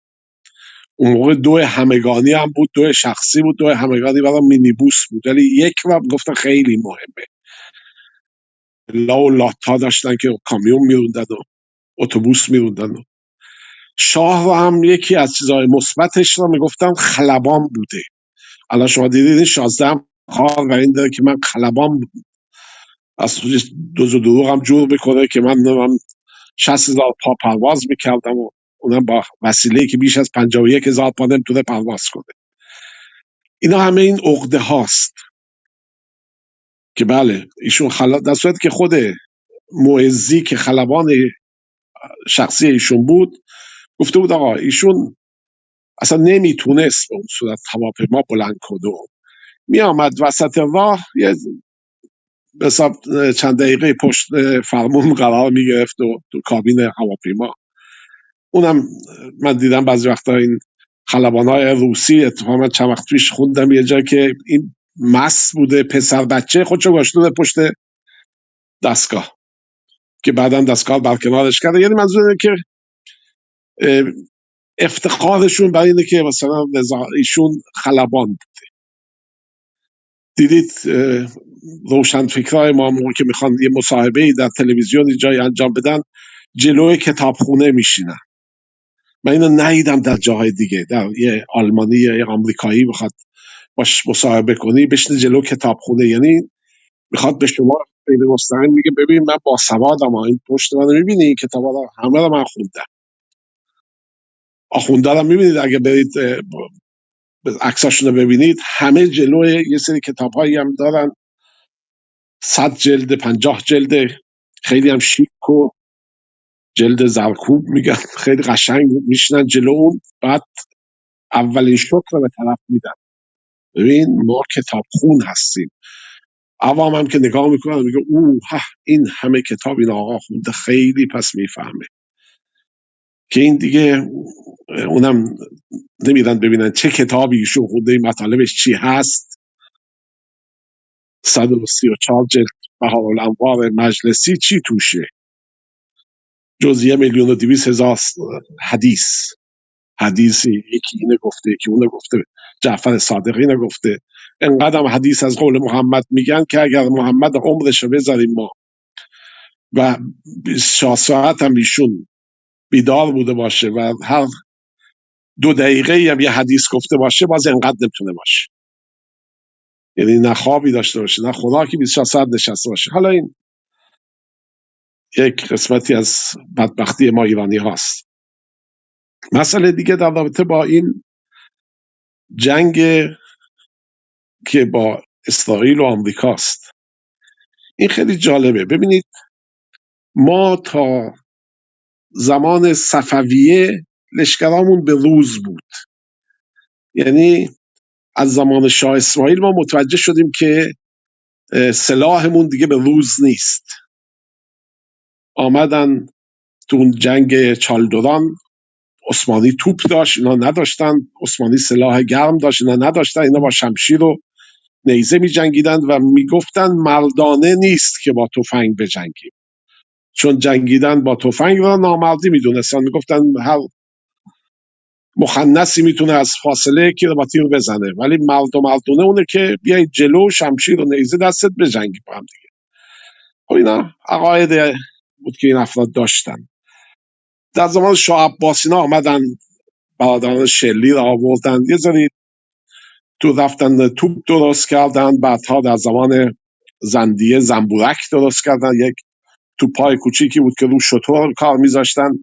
فهمیدن که ما باید ارتشمون رو به روزتر بکنیم که بعد از جنگ ایران و روس اونجا مشخص شد که ما فاصله اون زیاد شده. این فاصله رو نه تنها پر نکردیم بلکه بزرگترم شده، عمیق‌ترم شده این فاصله، چون ما درگیر این بودیم که این میره کی جاش بشینه، اون یکی میمرد، اون یکی میامد کشتار میکرد. جامعه در توم، جامعه آرامی نبود که صنعتگر درش رشد کنه. یه دفعه بیده یه خونریزی آمد کل اصفهان و کشت. هرچه صنعتگر و تاجر و نمیدونم افراد تحصیل کرده اون زمان و همه رو میدی نابود بکرد. 2 مرتبه میبایست 40 سال طول بکشه این نسل بالا بیاد. یکی همیشه تو جامعه ما این مسائل بود. بعد دیگه ما از دوران ناصرالدین شاهی اصلا دیگه نیروی جنگی وجود نداشت. بعد ناصرالدین شاه رفته بود از چیز قزاقا را آورده بود، یه نیروی قزاقی درست کرده بودن، 6-7 هزار نفر بوده، بیشتر نبودن. اونم کارشون برای این بود که به حساب پایتخت را آروم نگه دارن، نه قصد جهانگشایی داشتن، نه قصد این داشتن کشور کسی را سرکوب کنن، چون عمالشون در مناطق مختلف اونا خودشون یه سری تفنگدار ایلاتی رو داشتن که اونا جامعه را آرام نگه داشته بودن. راه ها هم دیگه به اون صورت بعضی جاها که زور اون حاکم میرسید امن و امان بود، زورش نمیرسید افرادی مثل نایب حسین کاشی و اینا جولان میدادن در جاده. این وضعیت ما بود در اون مقطع که بعد انقلاب مشروطه که شد. یکی از اولین کارهایی که در مجلس اول راجبش بحث شد یکی این بود که یه ارتش منظم ما باید درست کنیم. ما باید سیستم مالیاتیمون رو درست کنیم، سیستم ارتشمون رو درست کنیم، ژاندارمری و البته ژاندارمری سوئدی ها آمدن بنیان گذاشتن. مثلا میگفتن چیزی که خارج از شهر هم بتونه ارتشی باشه که بیرون شهرها رو کنترل کنه و پلیسی باشه که داخل شهرها رو به مثلا مدل امروزه که در دنیا هست. از مستشار سوئدی آوردن، پلیس تهران رو درست کرد، کلانتری درست کردن، بخش تقسیم کردن، هر منطقه یک کلانتری درش ایجاد کردن. در خارج از شهرها هم نیروی ژاندارمری رو درست کردن و ارتشی رو داشتن به پا میکردن که در اون مقطع میدونیم که ما 1296 تا 98 اون قحطی بزرگ آمد، اون بیماری آنفلوانزا آمد و چند تا چیز به هم شد که 1/3 جمعیت از بین رفت بر اثر قحطی. اونم انگلیس ها مواد غذایی را از ایران خریده بودند و همه را خارج کرده بودند تا داخل چیزی برای خوردن نبود.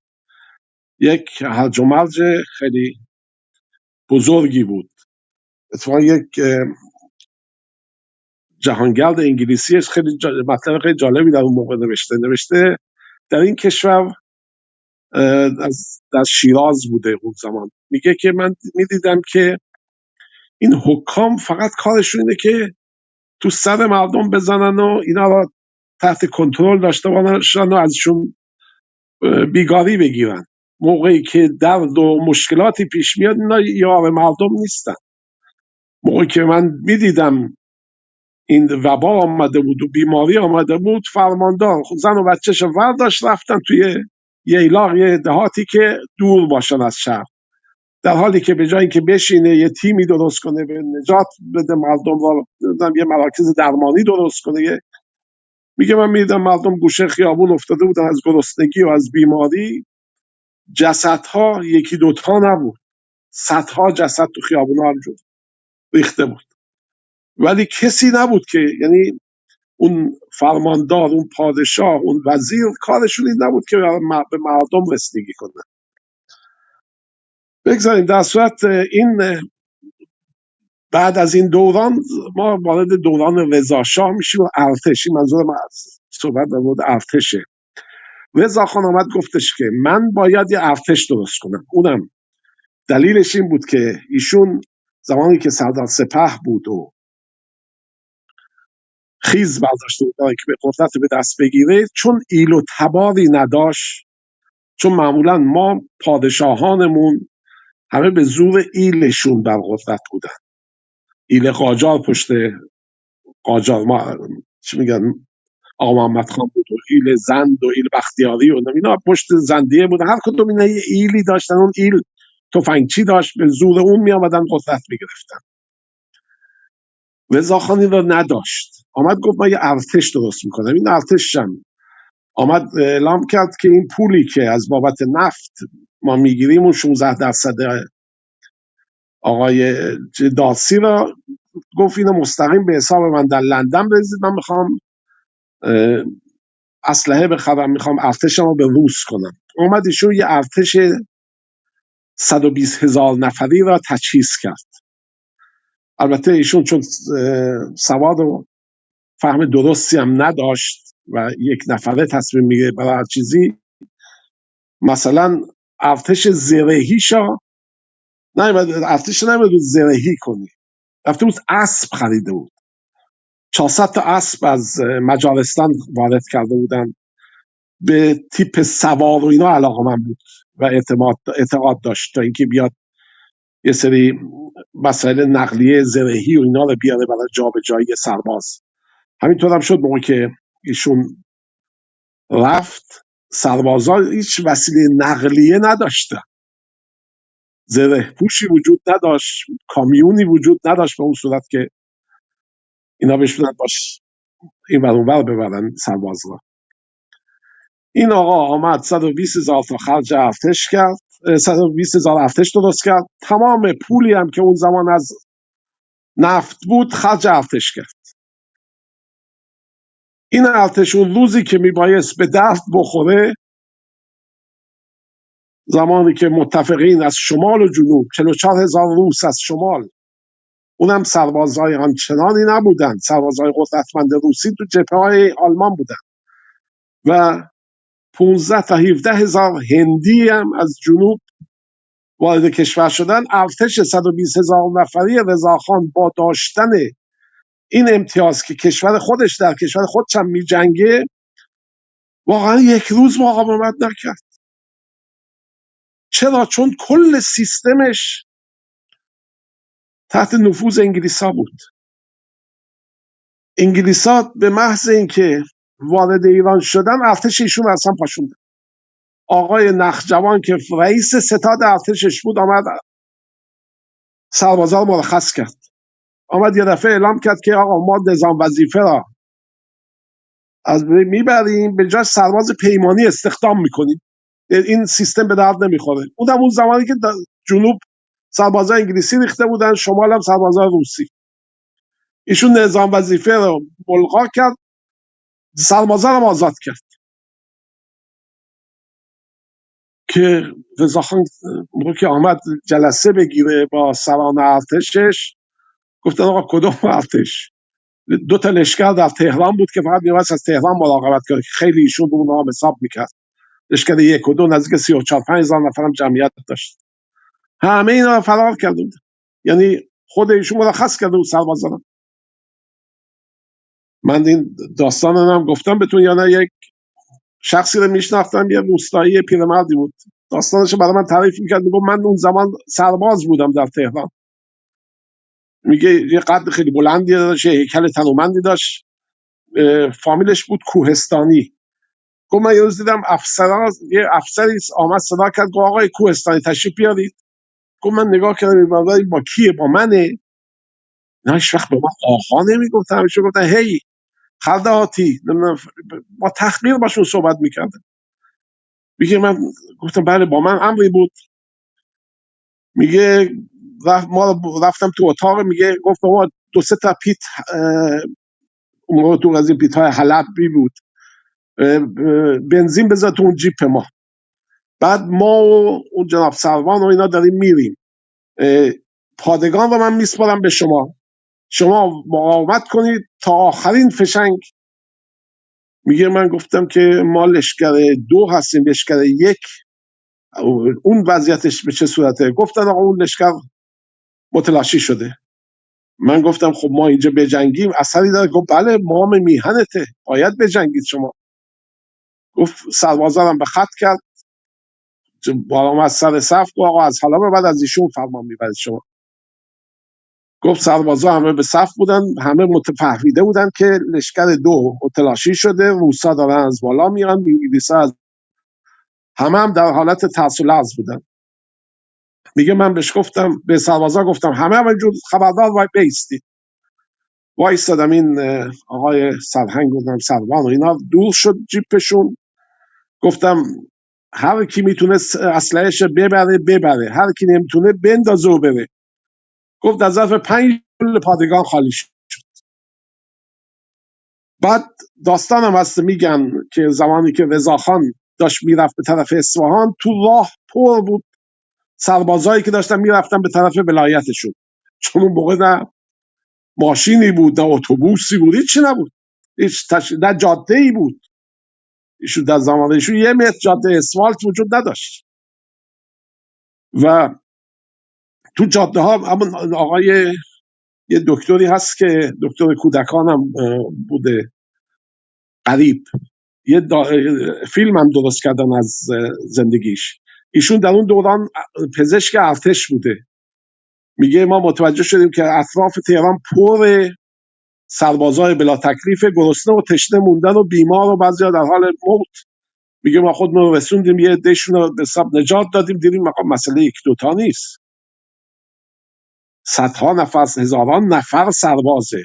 یارو مثلا از دهات کاشان آورده بودنش، از تهران میواز تا کاشان بره یا دمنم بره. جاده های ما هم که میدونی از قم تا تهران 140 کیلومتر بیابون بود، جایی نبود بری آب بخوری، نمیدونم نون بخری، یا پولی هم نداشتن بدبختا، چیزی نداشتن. این دهاتی رو از دهات فراهان آورده بودن، دهات ملایر آورده بودن، از کردستان آورده بودن، اینا همه در راه برگشت به که متنشون هم میمردن. این لشکر رضاخان بود. بعد پسرش آمد رو کار بعدها، ایشون آمد یه لشکر درست کرد، 450,000 نفر نیروی ایشون بود.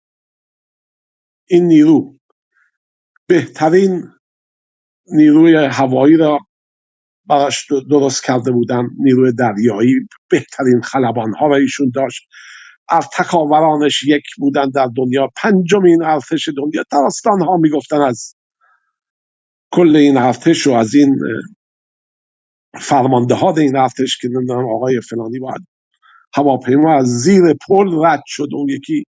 داستان‌های خیلی زیادی برای اینا درست کرده بودن و مستشارای زیادی هم آورده بودن تو ایران. هزاران مستشار برای آموزش اینها در ایران بودن، یعنی حقوق میگرفتن، اونم حقوقهای بالا. ببینید در یه مقطعی بود که یک معلم، من یادمه 500 تومن تا 700 تومن حقوق میگرفت. همون زمان من ناظر بر این بودم که یک افسر آمریکایی اومده بود یه خونه ای را میخواست اجاره کنه. اجاره خونه نزدیک 6,000 یا 7,000 تومان بود. بعد این آمده بود میگفت این قیمت پایین تر میخواست.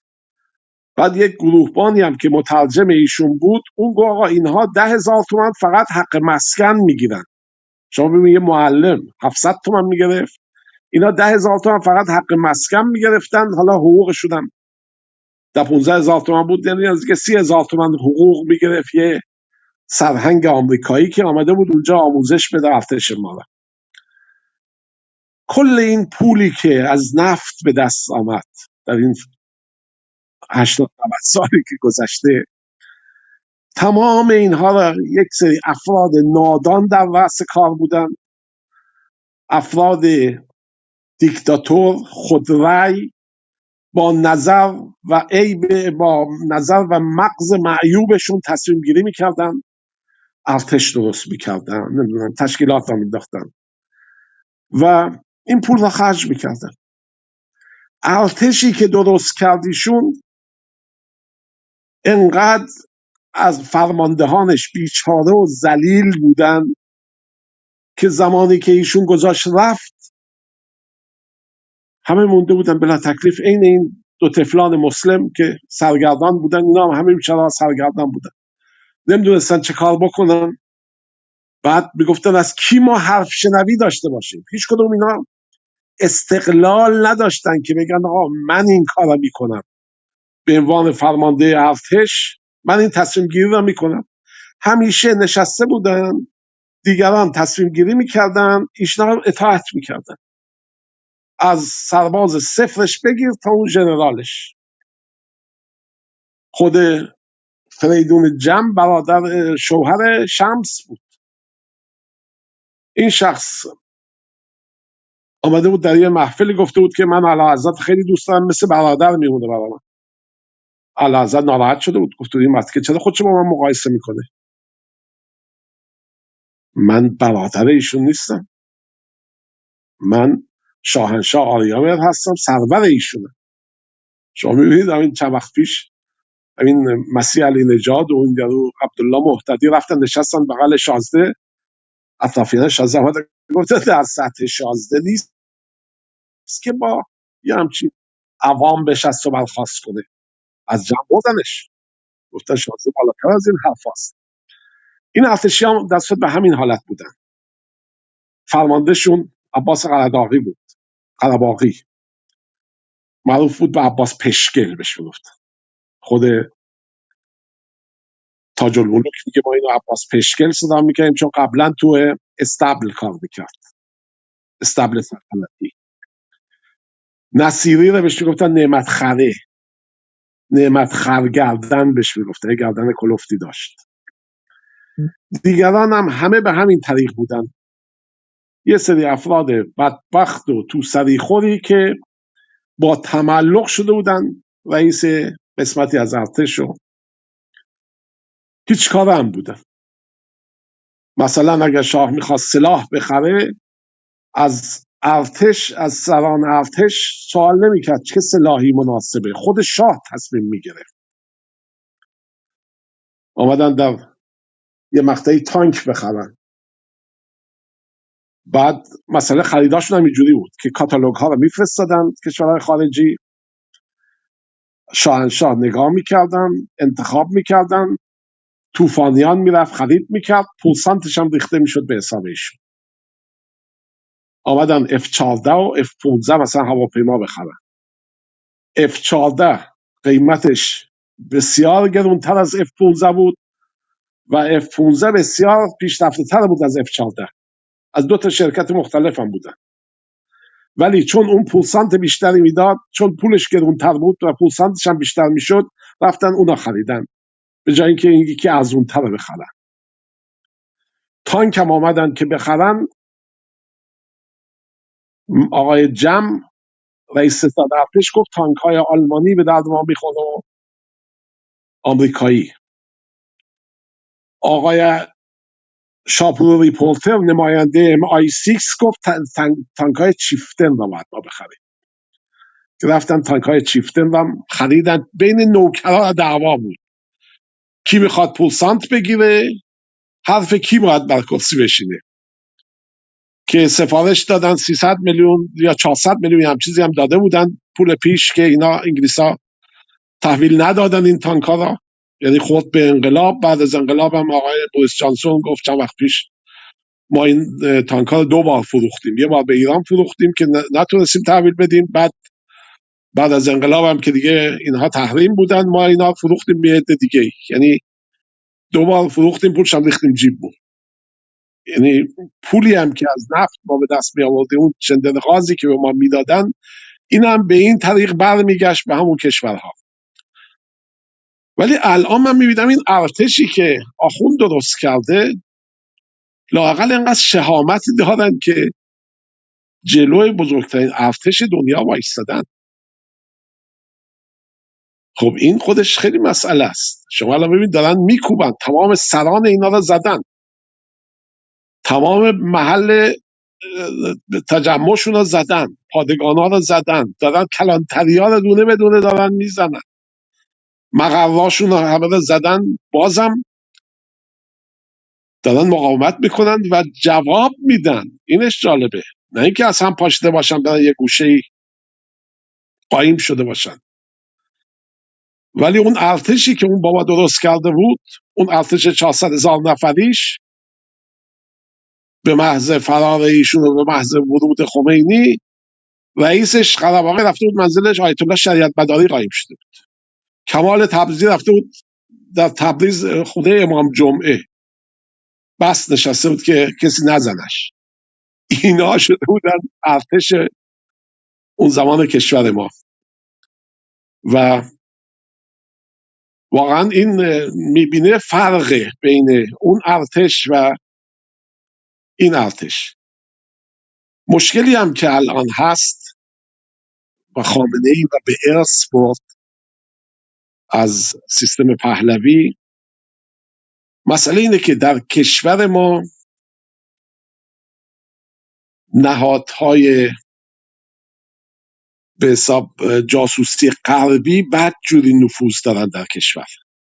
در دوران شاه همه کاره کشور عوامل MI6 بودن و موساد و CIA. موساد انقدر در ایران نفوذ داشت که انتشاراتی داشتن اینها، فرهنگ ما را اینها کانالیزه میکردن به کدوم طرف باید بره. کتاب ها تحت نظارت اینها چاپ میشد، کتاب های درسی. سازمانی داشتن به نام بنگاه ترجمه و نشر کتاب، انتشارات فرانکلین، کانون پرورش فکری کودکان و نوجوانان. همه اینا دست سازمان های جاسوسی خارجی بود. بعد تشکیلات داشتن در ایران، یعنی بدون توجه به اینکه این کشور یک کشور مستقلی است، اینها آمده بودن، چون اینها به پادشاه موساد در ایران 3 پایگاه داشت. رصد میکرد کشورهای عربی را، از عربای ایران و عربای عراق استخدام میکردن که کار اینا این بود که کشورهای عربی را اسرائیلیا کنترل میکردن. از اون ور CIA شمال ایران شنود گذاشته بود، روسا را کنترل میکرد. از اون طرف MI6 در تمام نشریات و کتاب ها و اینا تحت تسلط اینها بود. کتاب چاپ میکردن، نشریه بیرون میدادن. اطلاعات مال انگلیس ها بود، یعنی آقای مسعودی وابسته بود به MI6. از اون ور شاه آمد کیهان رو انداخت، دربار روزنامه میداد بیرون، یعنی روزنامه کیهان رو به سرمایه شاه. خود آقای مصباح هم میگه رفتم گفتیم آره همچی که مملکت صحیح نیست که یک روزنامه بزرگ داشته باشه. شاه هم گفت آره این مسعودی بعد از اینکه پدرم را بردند یه مقاله نوشته بود راجع به فرزندانش، نوشته بود این بچه‌های نونور شاه، و انتقادی کرده بود. اصلا آمدن کیهان رو براش علم کردن. از اون ور بهایا و دربار از طریق آقای عیادی، از طریق احسانیار شاطر آمدن روزنامه آیندگان رو انداختن. داریوش همایون، ایشون از عضو حزب سومکا بود، در یه مقطعی حزب دست راستی مثلا موازی با نازی ها درست کرده بود، حزب شبیه اونها. اینها در کشور ما به طور کامل همه چی در اختیارشون بود، نیروی مسلح داشتن. اینا من بارها تکرار کردم، آقا اینا در شمال ایران یه نیروی 5000 نفری آقای ماهوتیان داشت، سرلشکر ماهوتیان، سرتیپ ماهوتیان بود، مسلح، که آقا اینا اگر شوروی حمله کرد، اینا نگران این بودن که شوروی حمله کنه به این کشور و به منابع نفت دسترسی پیدا کنه، به منابع نفتی که مال خودشون میدونستن. اخیراً مسنادی بیرون آمده که اینا قرار بوده اگر شوروی در یک حمله برق‌آسا بتونه خودشو به منابع نفتی ایران برسونه، اینها اون مناطق رو با اتم بزنن. حالا یکی نمی‌پرسه آقا نظر مردم ایران رو پرسید شما؟ نه آقا اونجا مال خودشونه. چرچیل هم گفته بود یه بار در مورد نفت، گفت نفت ایران نیست، این منابعی است که زیر خاک ایرانه، منابعی است مربوط به جهان و اون کسی هم باید ببرش که میتونه استخراجش کنه و استفاده ازش بکنه. این ایرانی طرفش هم درست بوده، از بخوای بی‌طرفانه قضاوت کنی، اگر اون نفت در اختیار ما بود ما هیچ وقت نمیتونستیم چیزی استفاده ازش بکنیم. همونجور که 1000 سال بیشتر بود میشناختن مردم نفت تو جنوب میجوشید. همین سادات غیری که اونجا بودن اینا از تجارت غیر میکردن، میبردن تطهیر میکردن، یه مقدار آبش رو کم میکردن، اینو تبدیل به غیر میکردن، میبردن در کشتی سازی استفاده میشد. در اون زمان به شترها میمالیدن کنشون کشته بشه. در صورت میشناختیم ما، ولی استفاده نمیکردیم. و این چرچیل در مورد حتی فلسطین هم گفته بودن آقا اینا سالها زندگی کردن در اونجا. گفت یه سگی اگر 50 سال تو خونه شما باشه صاحب خونه میشه. گفت بودن آقا نه، این حرف منطقیه. در صورت اینا دیدشون این گونه است و اینها بودن که کشور ما رو تحت کنترل داشتن. شاه کاری نبود. اینقدر راجع به این اشتباه فکر نکنید. ببینید زمانی که میان میگن آقای امینی را کندی تحمیل کرد به شاه، یعنی چی؟ شما کجا دیدی در سوئد یا دانمارک بیان بگن فلان نخست وزیر را آمریکایی‌ها به پادشاه دانمارک گفتن اینو بکنش نخست وزیر؟ نه، برای اینکه کشور در اختیار اونها بود. نماینده‌های مجلس را تعدادش رو اونها انتخاب می‌کردن. نخست وزیر که انتخاب می‌شد، وزراش با ثواب دیده سفارت انگلیس و آمریکا میرفتن در اون وزارت خونه و کارشون رو شروع می‌کردن. خب اینها رو از بیرون که به موضوع نگاه کنی وحشتناکه. موقع که داخل کشور هستی و اطلاعی هم نداری، فکر می‌کنی آقای هویدا آمد رو کار، بعدم این شخص کرد وزیر. نگو این وزیرش اول بوده از انگلیس‌ها بپرسه آیا اینا شما تاییدیه میدید ما ایشون رو وزیر کنیم؟ اونا تایید کردن میشد طرف وزیر. به این صورت کشور کامل در اختیار اینها بود و روزی هم که به شاه گفتن برو، چون چندین سال باش صحبت کردن، سعی کردن درستش کنن، بهش گفتن یه مقدار فضای باز سیاسی ایجاد کن، یه مقدار از اقتصاد را سر و سامان بده، این اقتصاد رانتی وابسته به خانواده تو کشور را داره به بیراهه میبره، کشور داره داغون میکنه. ایشون گوش نمیداد تا روزی که دیدن اونها خارجی ها کشور داره به نقطه انقلاب میرسه. شما اون زمان اگر زندگی میکردید برید به روزنامه های اون زمان مراجعه کنید، دهه 50 مخصوصا. هر روز یه خبری بود، 2 تا خرابکار کشته شد، 6 تا خرابکار کشته شد، این فلانی ترور شد، اون یکی خانه تیمی پیدا کردیم. واقعا کشور در تب و تاب بود. اونا میدونستن که داره این به نقطه جوش میرسه، این مردم در یک مقطعی انقلاب خواهند کرد. آمدن این جابجایی انجام دادن و به جای اینم که اون انقلاب را بذارن به ثمر برسه، ارتش از جلوش کشیدن کنار، نذاشتن ارتش مقاومتی کنه، چون اگر شاه مونده بود و ارتش مقاومت میکرد میتونه سرکوب کنه. ولی مردم بعدش میفهمیدن که نباید بدون سازمان بیان تو خیابونا و تظاهرات کنن، باید خودشونا در یک سازمان بدن که اونمون در جریانات چپ اون موقع دست بالا را داشت و میتونستن از طریق اونها به حساب نیروهای مردم را سازمان بدن و این مشکل میشد دیگه برای آمریکایی‌ها که اگه جریان متمایل به چپ یا ملی رو کار می آمد. این بود که آمدن انقلاب را کردنش انقلاب اسلامی، یعنی چرخوندنش کردنش اسلام، یعنی مردم ما برای مسکن و نون و نمیدونم زندگی بهتر انقلاب نکردن، انقلابشون بود برای اسلام. و اولین کاری هم که کردن اون نسل مزاحم را برداشتن. ببین زمان شاه خب ایشون خودش قبول داره که 3500 زندانی سیاسی داشت. در کمیته مشترک میگفتن پرونده 50,000 نفر آدم در 12 سال فقط بازجویی شدن تو این کمیته. حالا یه عدهشون زندان افتادن، یه عدهشون آزاد شدن.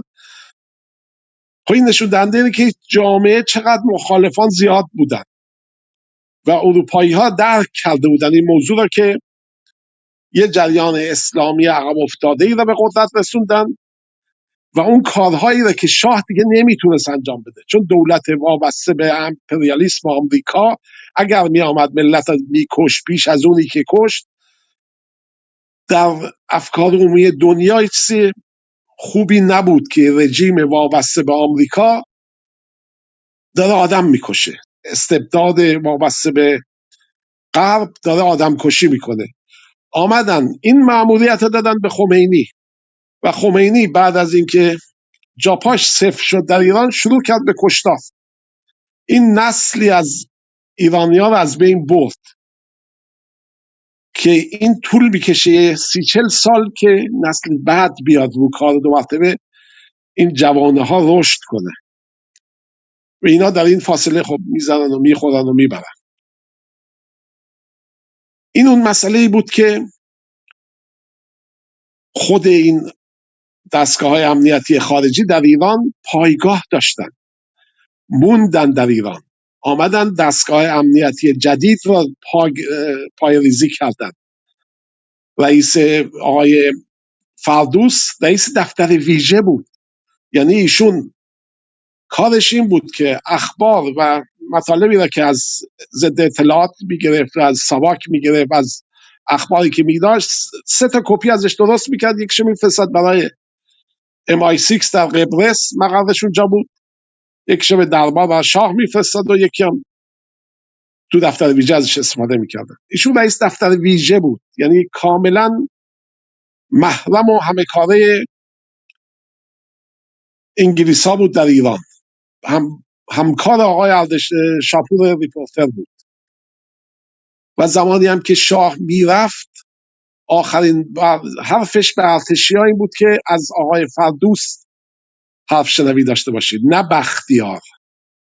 ایشون قدرت رو واگذار کرد به بختیار، ولی انقدر بیشرف بود که در آخرین لحظه هم که میرفت اون خیانت هم باز به مردم کرد که ارتش باید تحت کنترل آقای فردوس باشه و میدونست که فردوس جاسوسه، چون فردوس در اولین اوایلی که ایشون داشت به قدرت میرسید، در زمانی که رضاخان رو برده بودن داشتن بحث میکردن کی را به قدرت بنشونن، ایشون رابط سفارت انگلیس بود و شاه که به شاه خبر می آورد که مثلا دارن راجع به چی صحبت میکنن، دنبال یکی از قاجاریه هستن، یه عده میخوان جمهوری اعلام کنن. ایشون در این رابطه بود.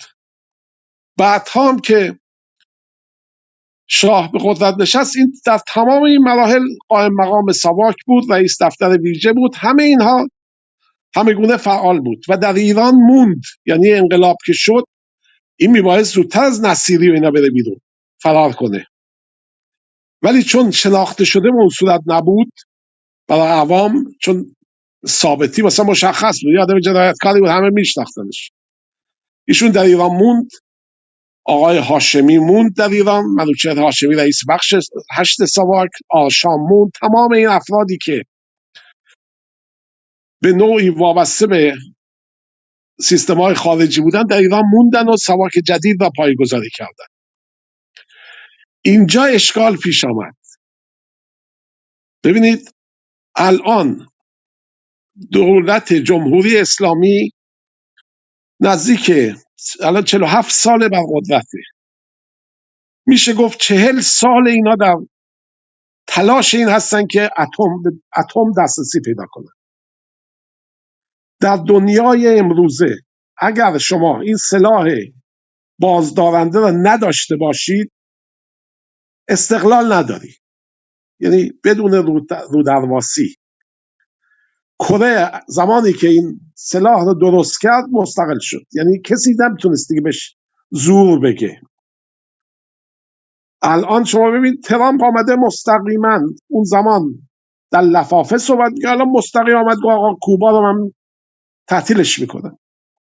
ونزوئلا گفت این اصلا نفتش مال ماست. اینو ما شرکت شورون اونجا بود، آقای چاوز اینا ملی کردن، بی خود ملی کردن، حق مال ما بود، اصلا نفت ماست، ما در آوردیم، ونزوئلایی چه کار است؟ این بدون رودرواسی هم حرف میزنه.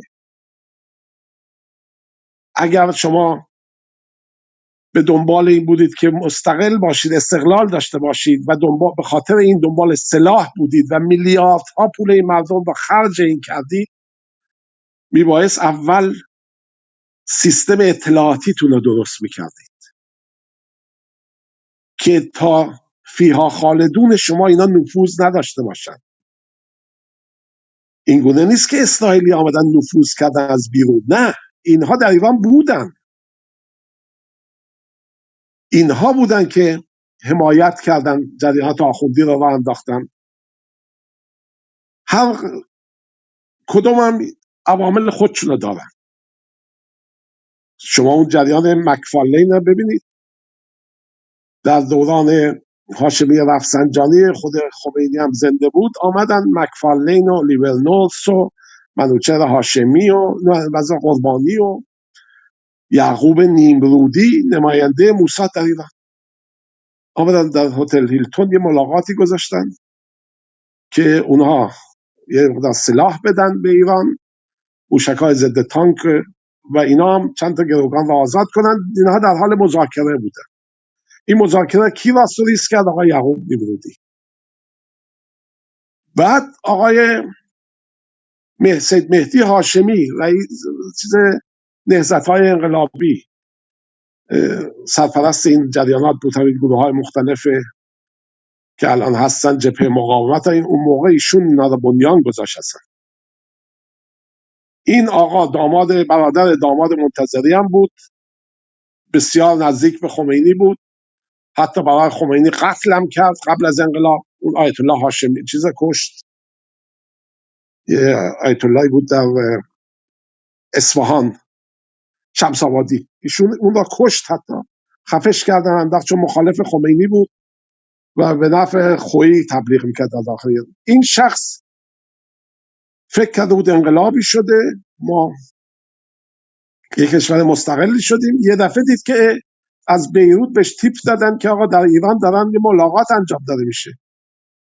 ایشون رفت که اینا رو دستگیر کنه تو همون هتل و اون عوامل ایرانی که با اینا دستگیر صحبت میکنن و اینا رو بیاره تو وسط میدون ونک اعدام کنه که مردم هم ببینن که اینا دیگه نتونن حرفی هم بزنن. رفسنجانی به خمینی سریع اطلاع داد، خمینی گفت بگیریدش این مسکره، گرفتن بردن اعدامش هم کردن. اون نجف آبادی هم که همراهش، امید نجف آبادی هم که همراهش بود، بسیار از همراهان حاکم شرع اصفهان بود و خیلی نزدیک بود به خمینی، اون رو هم اتهام بهش بستن که ایشون لواطکاره، یعنی موقعی هم که میخوان به حساب مخالفت هستن و پایین بکشند از قدرت، اتهامای خیلی زننده‌ای هم به طرف میزنن، طرف هم لواطکار میدونن، هم نمیگن، یکی نمیپرسه آقا این تا پیروز که حاکم شهر شما بود در اصفهان، این چطور شد یه دفعه لواطکار شد؟ و آدم بسیار قدرتمندی بود. این شخصی بود که میر اشرافی را دستگیر کرد. میر اشرافی کسی بود که به خود خمینی، میر اشرافی همون بود که با زمان کودتای 28 مرداد از سران همین چماقدارا بود، کارخونه دار بود در اصفهان. ایشون به خمینی خمس و زکات میپرداخت.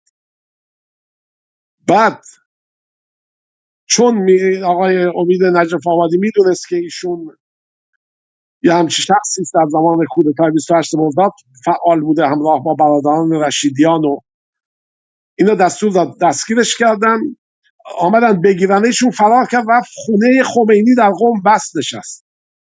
به خمینی گفت آقا من سالها به تو خمس میدادم. بعد آمدن آقای نجف آبادی با چند تا سپاهی رفتن، زمانی که شب وارد شدن اینو دستگیر کردن، مستقیم بردنش اصفهان اعدامش کردن. یعنی یه همچین اینقدر اینا قدرتمند بود همین آقای نجف آبادی، همه رو کشتن. اینا تازه فهمیدن که آقا این رفسنجانی و اینا در ارتباطن با آقای عوامل موساد و اینگونه نیست که اینا امروز آمده باشن، از بیرون آمده باشن. من یه مثال دیگه به شما میذارم ببینید. الان خیلی راجع به همین مسئله موساد صحبت زیاد میشه که آقا این شخص، این سازمان انقدر قدرتمنده، اون داستان پیجرا را میگن، اون داستانهای اسماعیل هنیه میگن، داستانهای مختلف راجبشون چه نفوذی دارن، تبدیلشون کردن اینا رو به یک دستگاه عظیمی که واقعا ردخور نداره. سازمان MI6 در مقابل این هیچ هم. در صورتی که این اینگونه نیست. همین سازمان در دورانی که سازمان جهاد اسلامی که بعد به حساب حزب الله ازش درآمد و اون جنبش عمل در اون مقطع گروگانگیری میکردن در لبنان. اونم لبنانی، بیروتی که نصفش دست فالانجا بود، نصفش دست آنتوان لحد بود که حقوق بگیرای اسرائیل بودن برای اینکه مرز اسرائیل رو حفظ کنن. یه مقدارش دست نمیدونم دروزی ها بود و حزب الله اصلا جایی را نداشت، یعنی منطقه‌ای در اختیارش نبود. اینها چندین سال، نزدیک 10-12 سال گروگان میگرفتن، آمریکایی ها، ایتالیایی ها، انگلیسی ها، همه را. بعد میبردن باجگیری میکردن. یک دونه از اینها را اسرائیلی که در داخل لبنان صدها جاسوس داشت، فلانجا باش همکاری میکردن، دو روزی ها هم باش همکاری میکردن، همه با هم بودن، نتونستن یک دونه از این زندانی ها را، این گروگان ها را آزاد کنن. گروگان ها خیلی مهمی هم بودن. یه شخصی بود به نام هاوکینز تو اینا که این از افرادی بود که در آمریکای لاتین و ویتنام دستجات را مینداخت که اینا میرفتن افراد را دستگیر میکردن و میکشتن. یعنی این تئوریسین این برنامه بود که میگفتش که یک دولت دست نشانده آمریکا اگر بخواد مخالفانش را دستگیر کنه و اعدام کنه، خب این چهره خوبی نداره، پس بهتره یه جریاناتی را مینداختن، یه دستجاتی را مینداختن. این دستجات میرفتن مثلا مخالفین دولت را شناسایی میکردن، دستگیر میکردن، میبردن میکشتن، مینداختن جسدشان تو دریا، یه جایی میسونابود میکردن. خانواده اون قربانی هم میرفت میگفت فرزندشون نیامد خونه، میرفت به پلیس شکایت میکرد، پلیس هم یه پرونده درست میکرد، میگفت ما اطلاع نداریم چیه، ما رسیدگی میکنیم. ولی در حقیقت این جریان کشته بودن اینا. و این شخص در ویتنام هم همین کار کرد، یعنی میفرستادنش جاهای مختلف، این سازماندهی میکرد جریاناتی را که ملت رو بودن، میکشتن، از بین میبردن، کار دولت را سبک میکردن و کسی هم مسئولش نبود، کسی هم نمیگه دولت کشته، میگفت ملوس کیه. شما در آرژانتین هزاران نفر ناپدید شده و این شخص آمده بود در لبنان که در لبنان هم یه همچین برنامه را بندازه که هر کی بهش مشکوکن که طرف ممکنه مثلا مخالف اینا باشه، اینا برباین، ببرن بکشن، که این وارد فرودگاه بیروت میشه. حزب الله منتظرش بودن، انگار از قبل میدونستن این میاد. در سوار تاکسی که میشه، با تاکسی مستقیم میبرنش به یه خونه و ایشون گروگان بود مدت‌ها و بعدم آمریکایی‌ها شدیداً دنبالش بودن، چون یکی از افراد مهم CIA بود این شخص. اولش هم نمیدونستن اینا اطلاع دارن این کیه یا اینکه همینجوری رو بودنش به عنوان که آمریکاییه، در صورتی که اینا میدونستن این کیه. میخوام بگم دستگاه آنچنان قوی موساد نداشت، نتونست حتی این هافکینز که اینقدر مهمم بود این شخص، بعد هم لباس دیدن خطرناک نگه داشتنش بیشتر در اینجا، لباس پاسدارای ایرانی روش پوشوندن که تو بلبک زخمی شده، فرستاد آمپول هم بهش زدن، حالت بیحالی و نیمه بیهوشی و نه، فرستادنش ایران و در ایران هم فوت کرد، زیر شکنجه کشتنش. منظوره که اینها تا زمانی که با آخوند همکاری نمی کردن، سازمانشون بسیار هم محکم بود. ولی شما کشور ما رو ببین، اسماعیل هنیه هنوز نرسیده، وارد کشور نشده، به قول معروف عرقش خوش نشدهش، میدونن شب کدام هتل میخوابه. خب این افرادی نیست که از بیرون آمده باشه، اینا افرادی داخل ایرانن، زندگی میکنن. دست جریان اتمی ما را سالها طول کشیده. من یادم این آقای جوک کردن تلویزیون های آمریکایی که نتانیاهو آمده میگه ایران 6 ماه دیگه به دسترسی به اتم داره. چه سالی؟ 2012. 2015 آمده میگه 2 هفته مونده. 2020 میگه اینقدر. این همه سال طول کشیده. چرا؟ چون سیستمی که در داخل ایران دنبال این برنامه بود، انقدر این دستگاه‌های خارجی در اینا نفوذ داشتن که هر یه قدمی که برمی داشت 2 قدم عقب می‌راندش. دانشمنداشو میدونستن کیه، میگرفتن میکشتن. افرادی که در نطنز رفتن بمبگذاری کردن، دلقوزآباد آمدن با وانت بردن اسناد. این خیلی حرفه. این یه جاسوس موساد از بیرون نیامده که، این ایرانیایی که در خدمت موساد هستن. ایشون آقای خامنه ای به جایی که اطلاعاتش رو درست کنه که نمیتونست، میگم خانه از پای بست ایران بود. خود این آقای ترامپ و اینا نتانیاهو میگفتن ما میدونیم آقا کجاست. این بیچاره نمیتونست جایی هم بره، چون به هیچ کس نمیشد اعتماد کنه. رئیس دفترش آقای گلپایگانی رفته زن 21 ساله انگلیسی گرفته، خودش 75 سالشه. اطرافی خود هم یه خانومی بود که چند وقت پیشم میامد میخندید، میگم من با همه اینا در رخت خواب رفتم. یه بلبشویی. خب اینا معلوم بود نتونستن. اگر اینها تونسته بودن یک اتمی دست و پا میکردن، یا حتی تو اون بلبشوی فروپاشی شوروی میخریدن این باز یک کشوری، چون اون زمان یه مقداری بلبشو بود. یلسین حتی آنتیکای کاخ کرملین هم فروخت. میتونستن از این راه دسترسی پیدا کنن.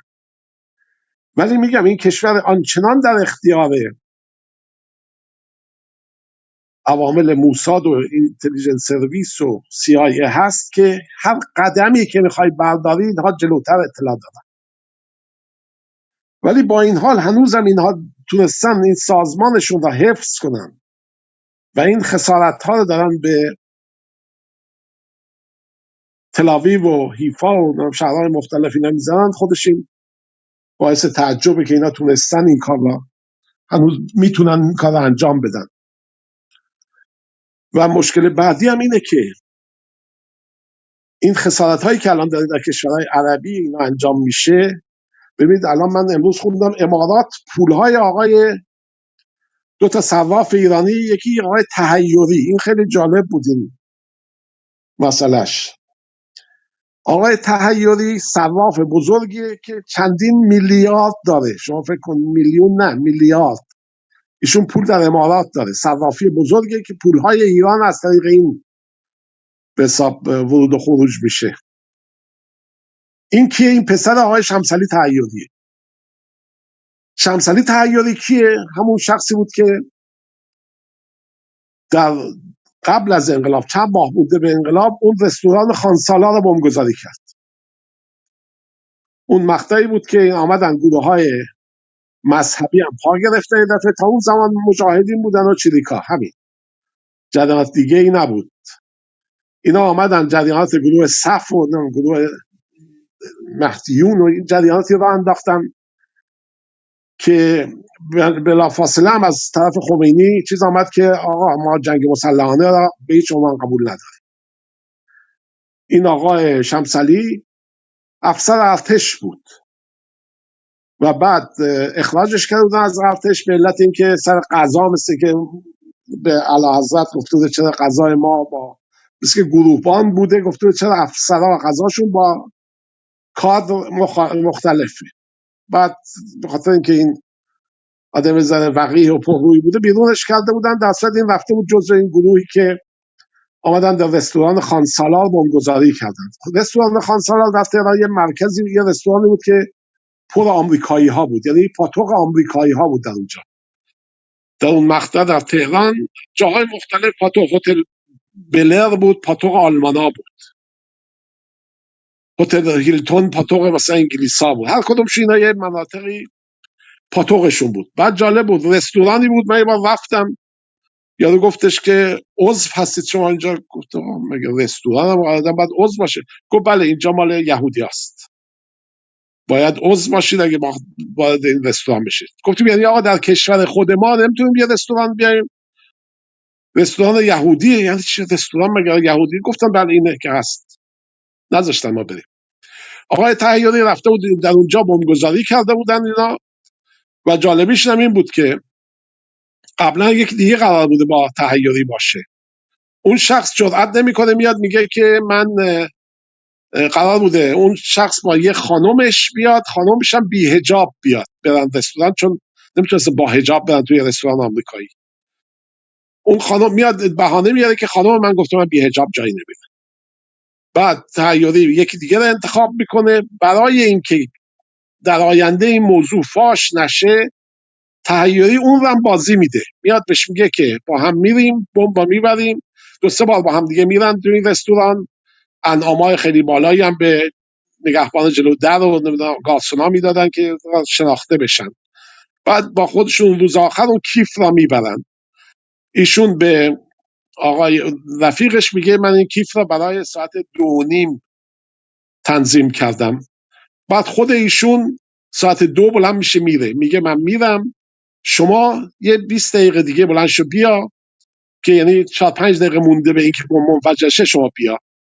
و این خودش میره، نگو که این بمب را گذاشته سر 2-10 دقیقه که اون طرف هم کشته بشه، که در آینده جسدش که پیدا میشه بگن بمبگذارم خودش در محل بوده و کشته شده.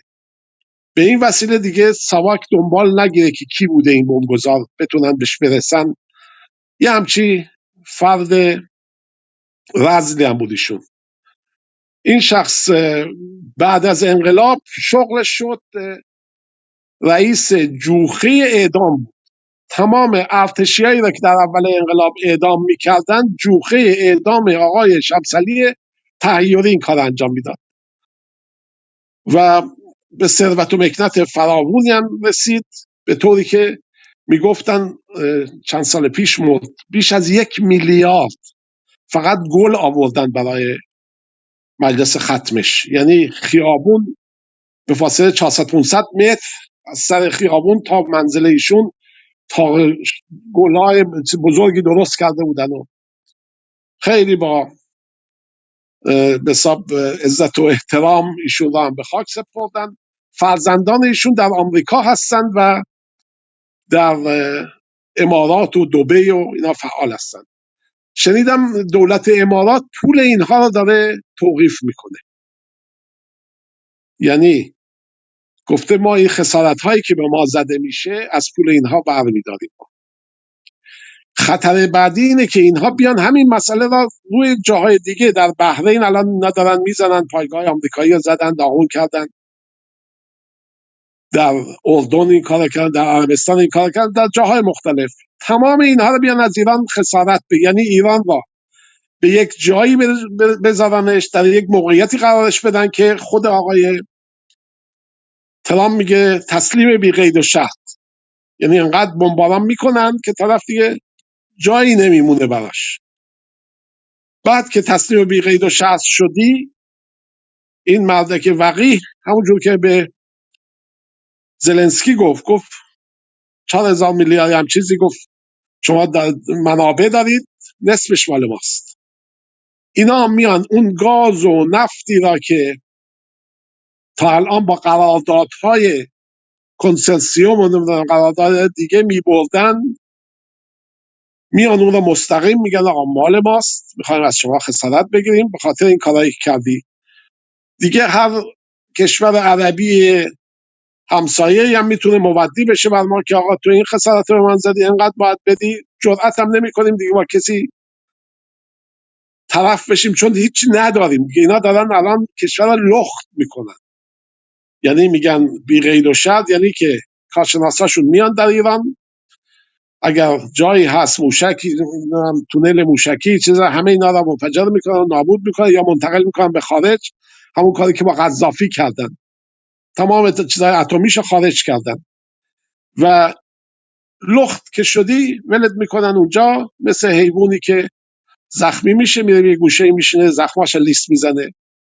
ما هم باید بشینیم یه گوشه و سالها این زخمهایی که به ما زده شده را بلیسیم. این اون آینده است که برای ایران من میبینم. بعد یه مطلب دیگه، حالا من اینا بیش از این صحبت نمیخوام بکنم، مسئله کرد هاست. ببینید الان کرد ها یه نیروی نظامی هستن، سازمان دارن. بهترین موقعیت برای اینها این است که ناظر باشن در این جنگ. یعنی جنگی است بین جمهوری اسلامی ایران و آمریکا و اسرائیل، نه اینکه برن به یک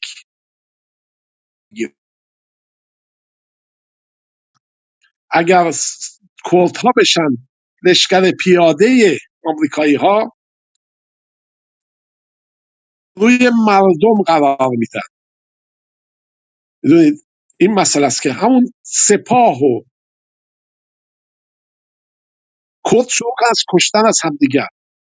آمریکایی ها میگن زهر طرف کشته شب از سود ماست. چرا؟ چون اگر این کردها از بین برن دیگه در آینده مبدی نخواهند بود.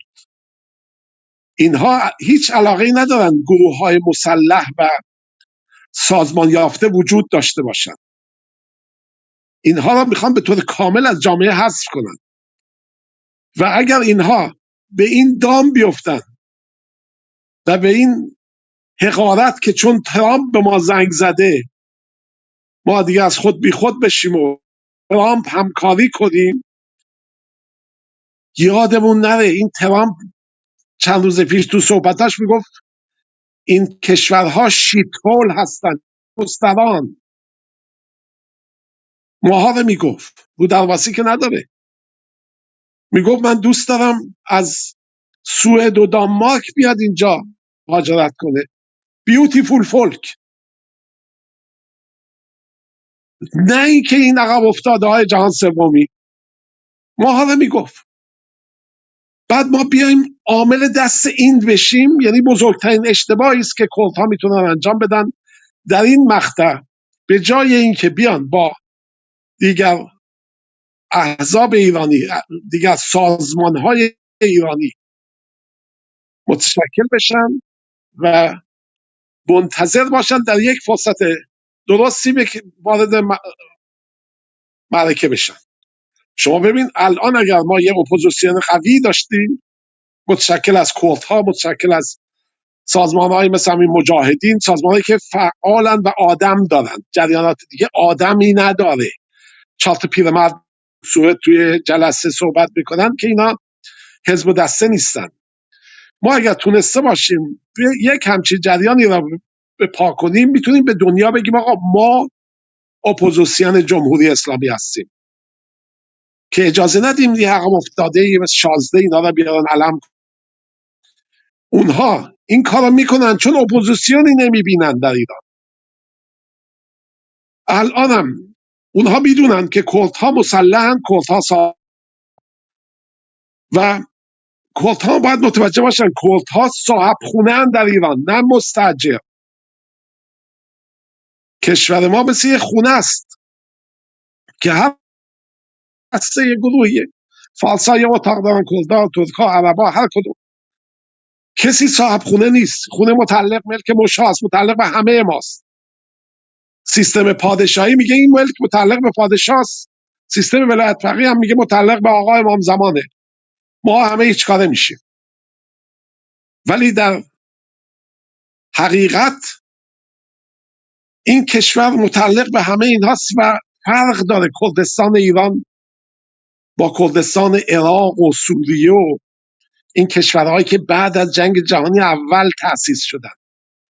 قسمتهایی از عثمانی بودن که بعد از جنگ اینها آمدن یه قسمت ترکیه شدن. در ترکیه خب اینا اصلا بهشون گفتن ترک کوهی، حق نداشتن زبانشون رو صحبت کنن.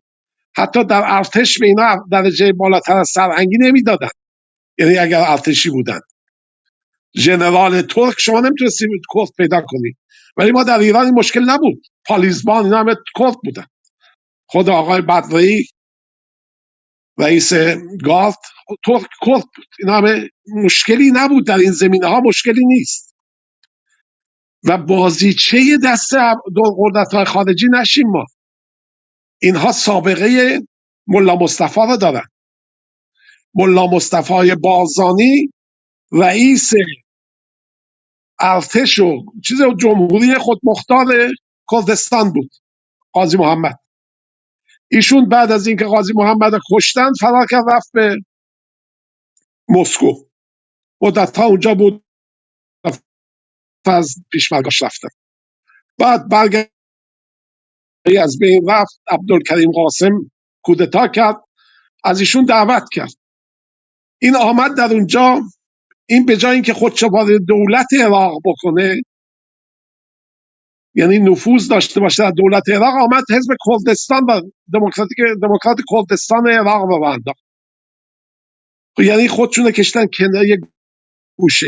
ما این قسمتی آقا تو دموکراسی برای همه بخواه، برای همین عرب هم بخواه. کشور که آزاد شد همه اقوام به حق و حقوقشون میرسن. نمیشه یه قسمت کشور آزاد باشه به وسیله یه حزب سوسیال دموکراتیک دموکراتی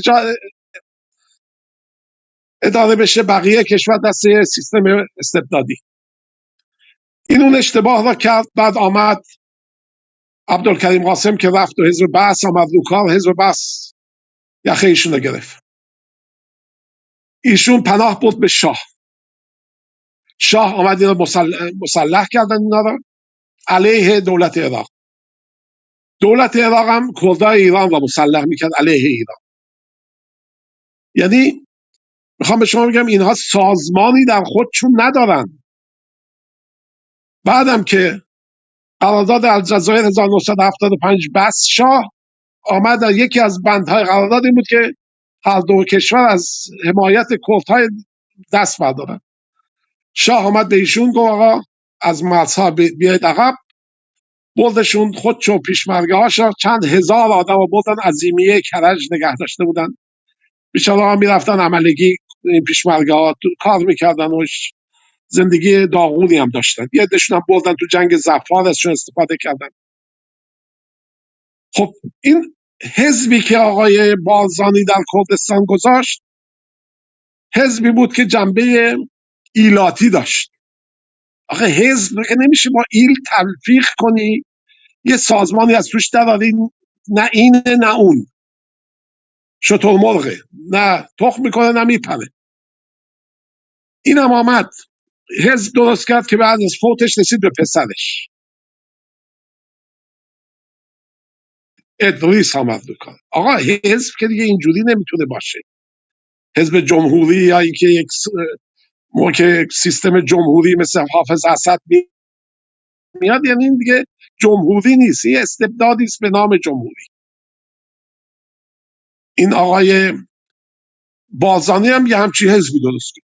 بعد از یه مدتی هم کردای سلیمانیه زیاد نظر خوشی با کردای بازانی نداشتن، جدا شدن. جلال طالبانی و گروه جدا شدن، اونا رفتن سازمان یکتی و یه جریان دیگه ای رو انداختن. جریان سوسیالیستی هم بودن اونا. حالا منظور که اگر فردایی این کردستان ما مستقل بشه نمیتونه با کردستان عراق همکاری کنه، چون مسئله اینه که کی باید اونجا رو بچرخونه. یه سیستم دموکراتیکی در این جاها نیست که بیان بگن آقا بیاید ما انتخابات میذاریم، ما کردها بشیم یک کشور.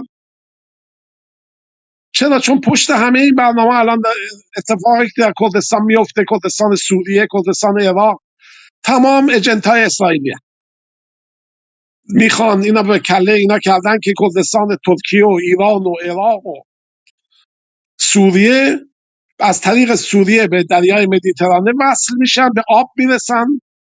این میشه یک کشور خیلی بزرگ که در عمل تقریبا غیر ممکنه، چون اولا ترکا نمیذارن، خود چندین میلیون بیشترین تعدادشون در ترکیه هستن، اونها اجازه این کار نمیدن.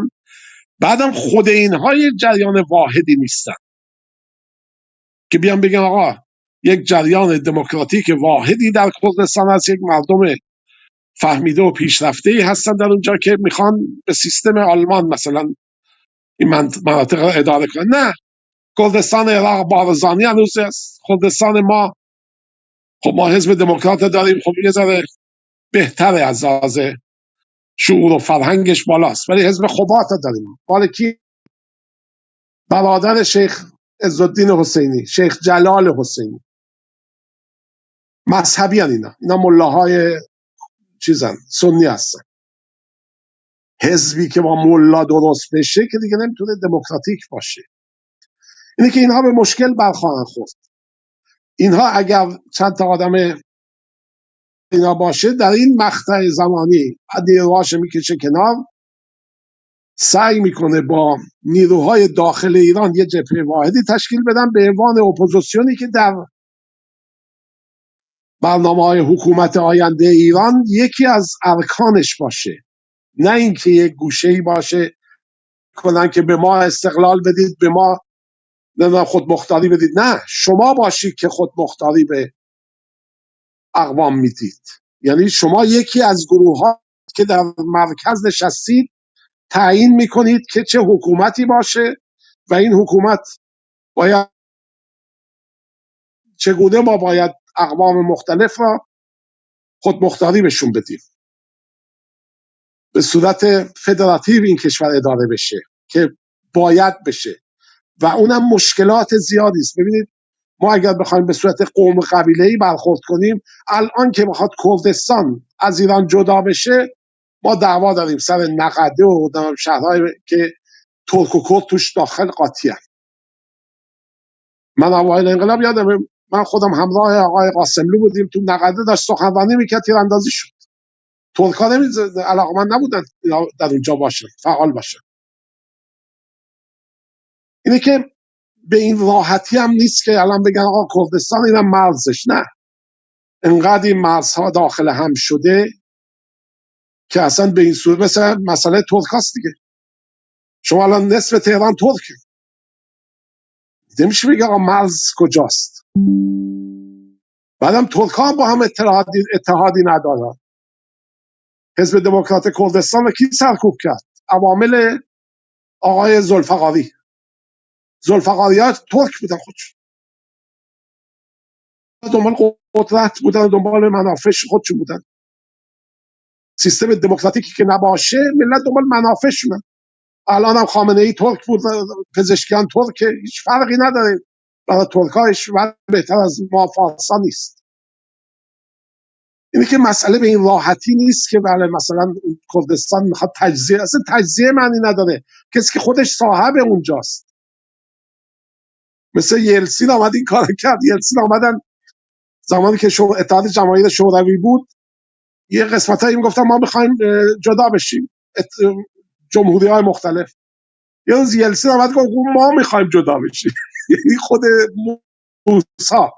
روسیه میخواد جدا بشه. همه گفتن که نمیشه، شما اصل ماجرایی، شما ستون این جریان هستید، شما نمیتونید. اونا میتونن کشورها مستقل بشن ولی شما اصل به حساب ستون این ماجرا هستید. و بعدم کردها به نفعشون از لحاظ اقتصادی در این مجموعه بمونن، چون اگر این مجموعه‌ای باشه که به وسیله یک حکومت دموکراتیکی اداره بشه، با داشتن این همه منابع عظیمی که در این کشور هست وضع همه بهتر میشه. شما ببینید اتحادیه اروپا یه سری کشورهای پراکنده هم چیزی مشترکی هم با هم ندارن. یه فرانسوی با یه سوئدی چیزی مشترکی نداره، یه بلژیکی با دانمارکی چیزی مشترک نیستن، ولی آمدن اتحادیه درست کردن که زورشون رو زیاد کنن، هم بازار بزرگی داشته باشن، هم از طریق مختلف بشونن قدرتمند بشن. قدرت در وحدت، نه در تجزیه. الان کشورهای یوگسلاوی رو تبدیلش کردن 5 تا کشور، ضعیفش کردن.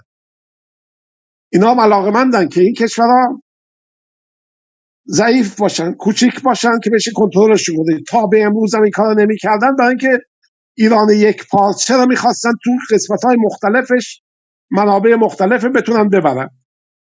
و یک مقطعی هم تضاد بود بین روس و انگلیس که هیچ کدوم نمی‌خواستن اون یکی وارد ایران بشه، ایران رو تحت کنترل بگیره. ما تونسته بودیم زنده باشیم و زندگی کنیم.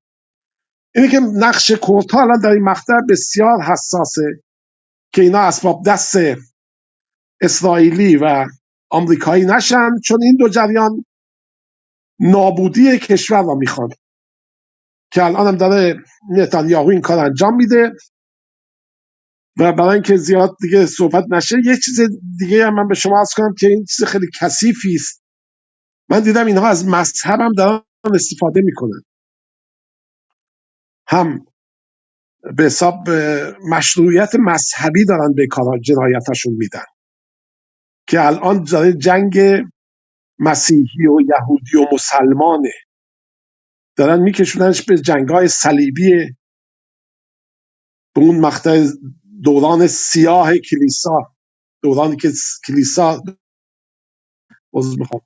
که در اون مقطع کلیسا سلطه داشت بر اروپا، دارن اون صحبت‌های اون زمان را میکنن که مسیح بیاد ظهور کنه. از این ور یه عده دنبال امام زمان هستن یعنی آدم بعضی وقتا فکر میکنه خوابه، دنیا به جای که پیش بره داره میره عقب هر روز. دارن یه عده از امام زمان صحبت میکنن، یه عده دارن از آرماگدون صحبت میکنن، جنگ آخر زمان صحبت میکنن. عکس چیز دیدم من، آقای ترامپ دورش یه عده واسه دستا رو شونه دارن دعا میخونن تو کاخ سفید، ایوانجلیستا هست. اینا یک مش فناتیکای عقب افتاده هستن که افتادن دنبال این که مسیح باید داره ظهور میکنه. اگر این جنگ بشه و ما بتونیم معبد سوم را درست کنیم، واقعا اصلا حرفاشون هم مسخره است. میگن این معبد سوم هم میخوان روی این مسجد درست کنن. میگن این مسجد روی یک معبدی بنا شده که مربوط به یهودیان بوده، این مسجد را ما باید نابود کنیم. بعیدم نیست که الان یکی از این راکت هایی که میاد بزنن خودشون به همین مسجد هم بزنن داغون کنن. بعد میگن باید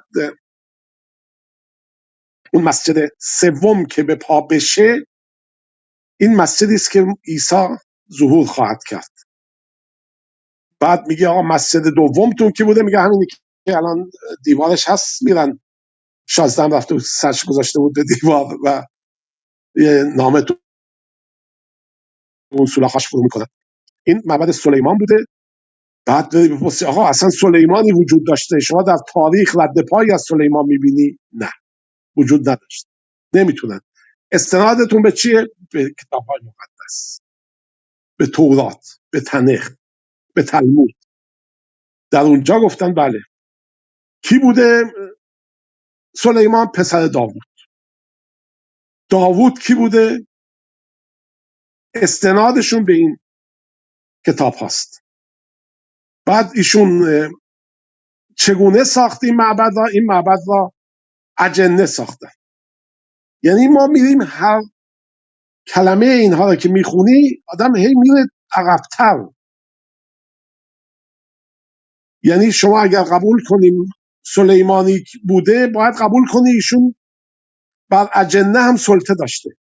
یعنی قبول کنید جن وجود داشته. اجنه این معابد را ساختن و چون ستونهای بزرگی دارن فلانه، انسان معمولی نمیتونست بسازه.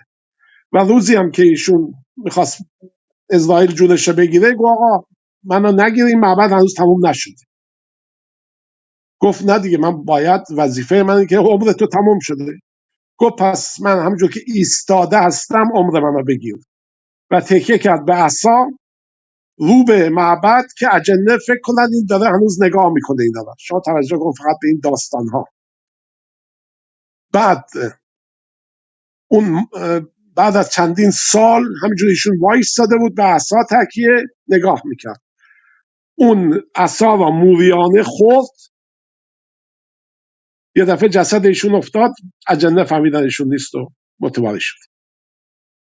خب یعنی اینا رو ما باید باور کنیم که این مسجد معبد سلیمان مال آقای سلیمانه. بعد میپرسی آقا این معبد، عین این معبد 22 تا تون مناطق وجود داره، مناطقی که به نام شامات معروفه و این معابد شامی معروف بودن. یعنی از لحاظ ساختمان و اینا یکسان هستن. اینی که اینجا مونده ربطی اصلا به سلیمان نداره، ربطی به این داستانهایی که شما میگید نداره. ولی این راه آوردن، ملت هم میبرن اونجا، هر پادشاهی، هر رئیس جمهوری، هر مقام بلند پایه که وارد اسرائیل میشه میبرنش جلو اون دیوار. چرا؟ چون مشروعیت ببخشن به این داستان. اگه منو ببرن من بگم آقا من اینها قبول نداره، مثلا ربطی نداره، همچین داستانی وجود نداره، نمیشه. ولی من زمانی که رفتم اونجا دستم پا کردم، یعنی که من قبول دارم که این دیوار مال سلیمان بوده، سلیمان هم پیامبری بوده، داستانهای بقیهش هم همه رو قبول میکنه. زمانی که میان میگن طرف آنتی سمیتیسمه، یعنی ضد نژاد سامیه، یعنی من باید قبول کنم که یک سامی وجود داشته که این نژاد اون هستن اینها. بعد میپرسم سام کی بوده؟ میگم پسر نوح. بس باید من داستان طوفان نوح رو هم قبول کنم که یه همچین ماجرایی شده، دنیا رو آب گرفته و تا نوک کوه ها هم آب آمده بالا، و از این داستانهایی که واقعا واقعیتی هم نداره. بعد طبق همون کتاب هم من باید قبول کنم که نژادهای زرد و سرخ که در دنیا هستن، سفید و زرد و سرخ، به چگونه اینها پدید آمدن. که نوح خوابیده بوده، دامنش میره بالا، اسباب اساسیش پیدا میشه، سام میاد این میپوشونه پدرها، یافت و هام میخندیدن به پدرشون.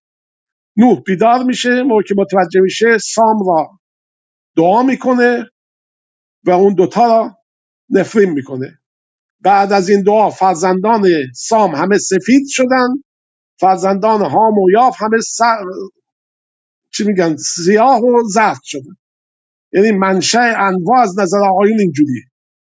یعنی طبق اون کتابی که میگه اینجا معبد سلیمانه، اون کتاب میگه منشأ انواع هم اینه. اگر کسی سیاه‌پوست شده به خاطر این بوده که به دول پدرش خندیده. و یا بپرسی آقا مثلا این خرگوش چگونه به وجود آمد، اینا جواب دادن.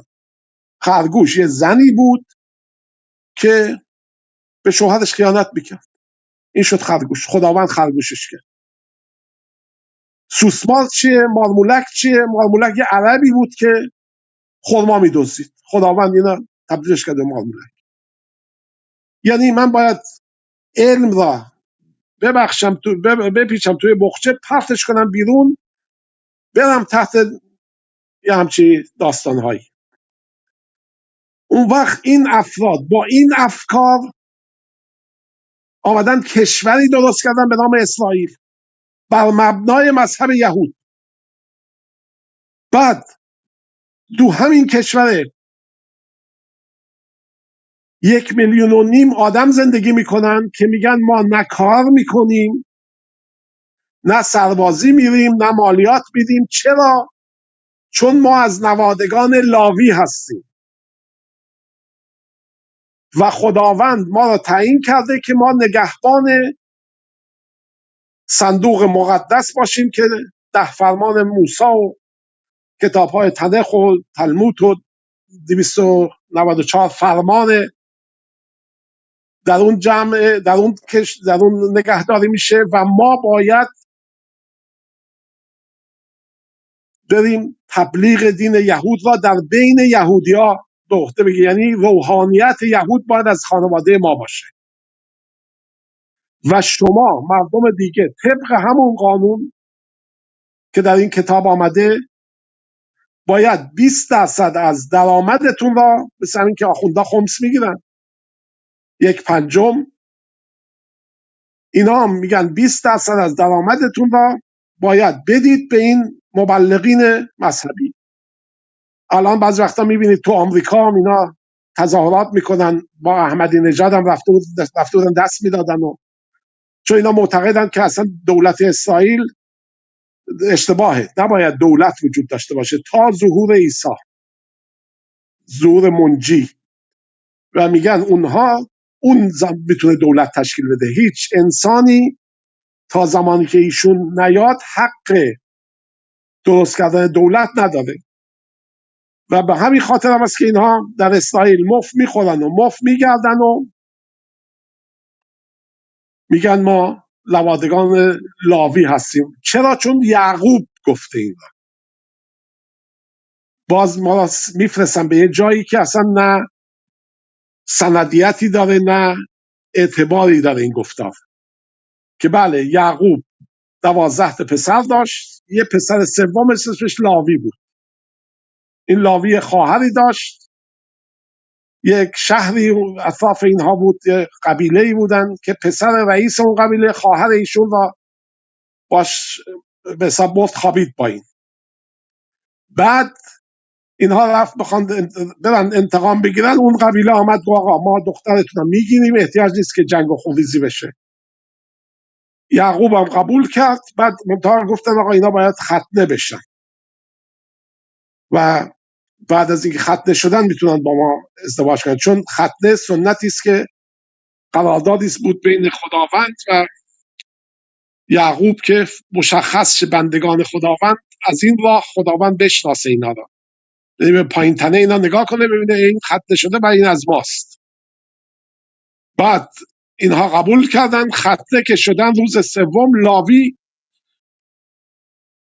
حمله کردن اینا که در حالت مثلا مجروح ختنه بودن، اینا رو کشتن.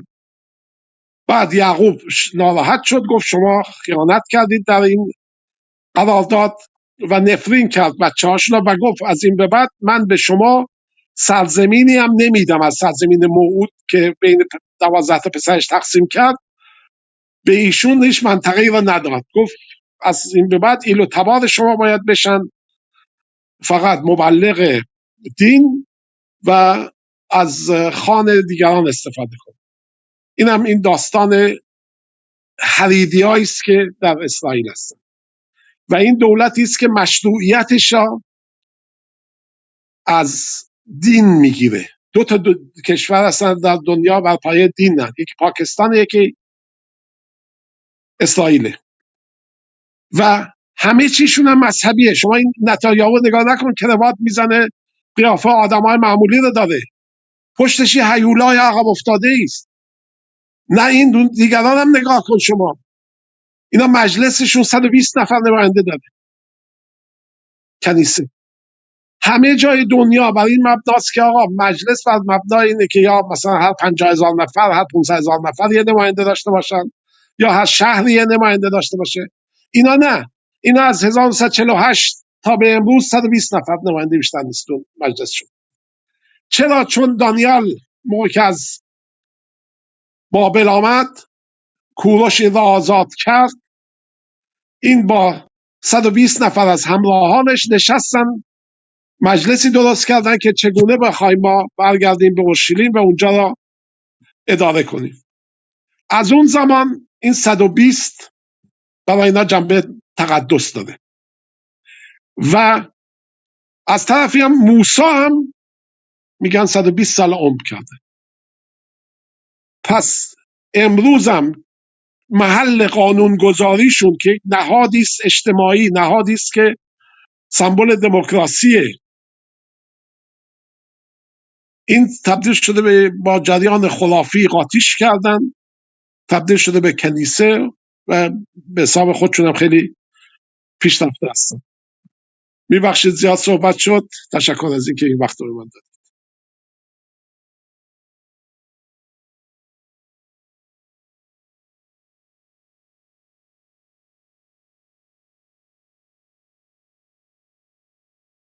تشریف دارید اینکه من خیلی ممنون، متشکرم، خسته نباشید. ببخشید آقای زمانی، شما خوب تعریف میکنید، خوب روایت میکنید. ما هم واقعا بعضی از جملات شما، بعضی از حرفایی که به هر حال چون خوب لینک میدید، خوب به هم دیگه بحث میکنید، این اتفاقایی را که در دوره‌های مختلف افتاده و ما در حال حاضر داریم تجربه میکنیم، ولی به هر حال شما زیست کردید، دوره‌های مختلفی را دیدید و به هر حال اینکه اطلاعاتتون در مقاطع مختلف تاریخ زیاد هستش و به هم لینک میدید.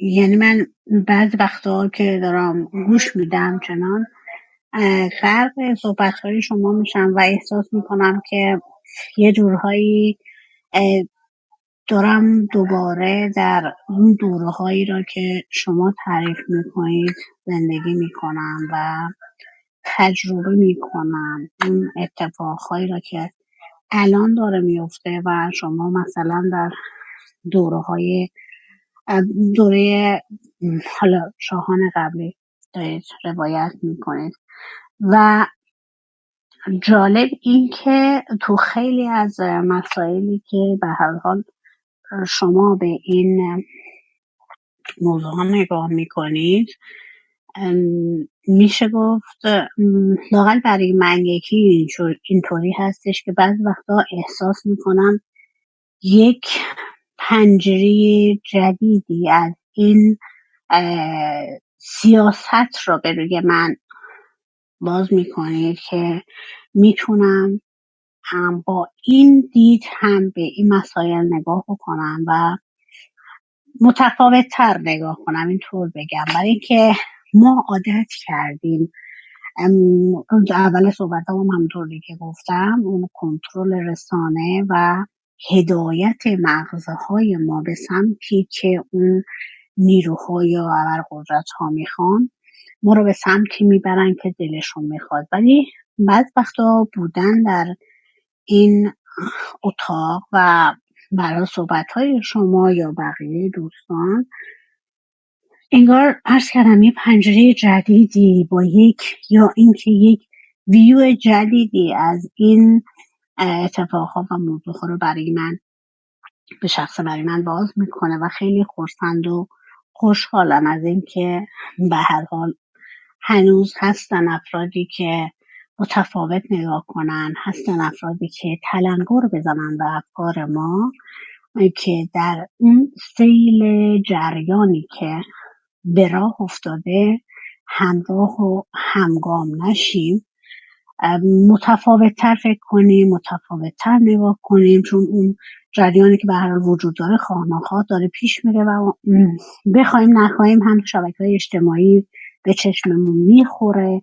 اگه از حتی توی فیسبوک، توی اینستاگرام، توی تیک تاک شما دارید هی بالا پایین میکنید اخبارو، هر خبری رو 5-6 بار آدم به چشش میخوره، بخوایم نخواهیم در حال میبینیم و به ذهنمون میسپاریم یا اینکه میره ناخودآگاهمون میمونه.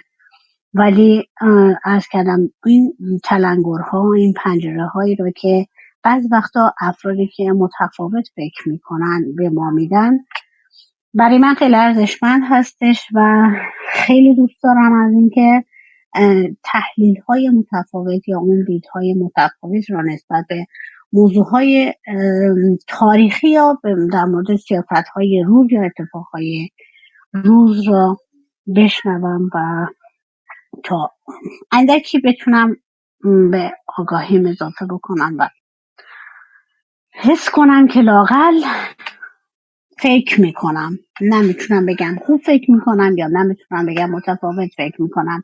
همین که احساس کنم، همین که فکر میکنم به نظرم یک قدم نسبت به افرادی را که گوسفندوار دنبال جریانی راه میفتن که اگر امروز بگن که شازده خوبه میگن شازده خوبه، دنبال یه سری از آدم که به هر حال برای اهداف خاصی هدایت میشن راه میفتن. اگه فردا بگن نه اینو خانواده دزدی بودن، بد بودن، یا اینکه یه آدمی که خانواده 4 نفرش نمیتونه داره کنه به درد ما نمیخوره پس بریم به سمت همون مثلا مجتبی خامنه‌ای، همینها یک روزه میتونن مسیر عوض بکنن به خاطر نداشتن اطلاعات، نداشتن ویدیو، نداشتن اون تصوری که توی جامعه ممکنه یا عواقبی که ممکنه ایجاد بشه با انتخاب‌های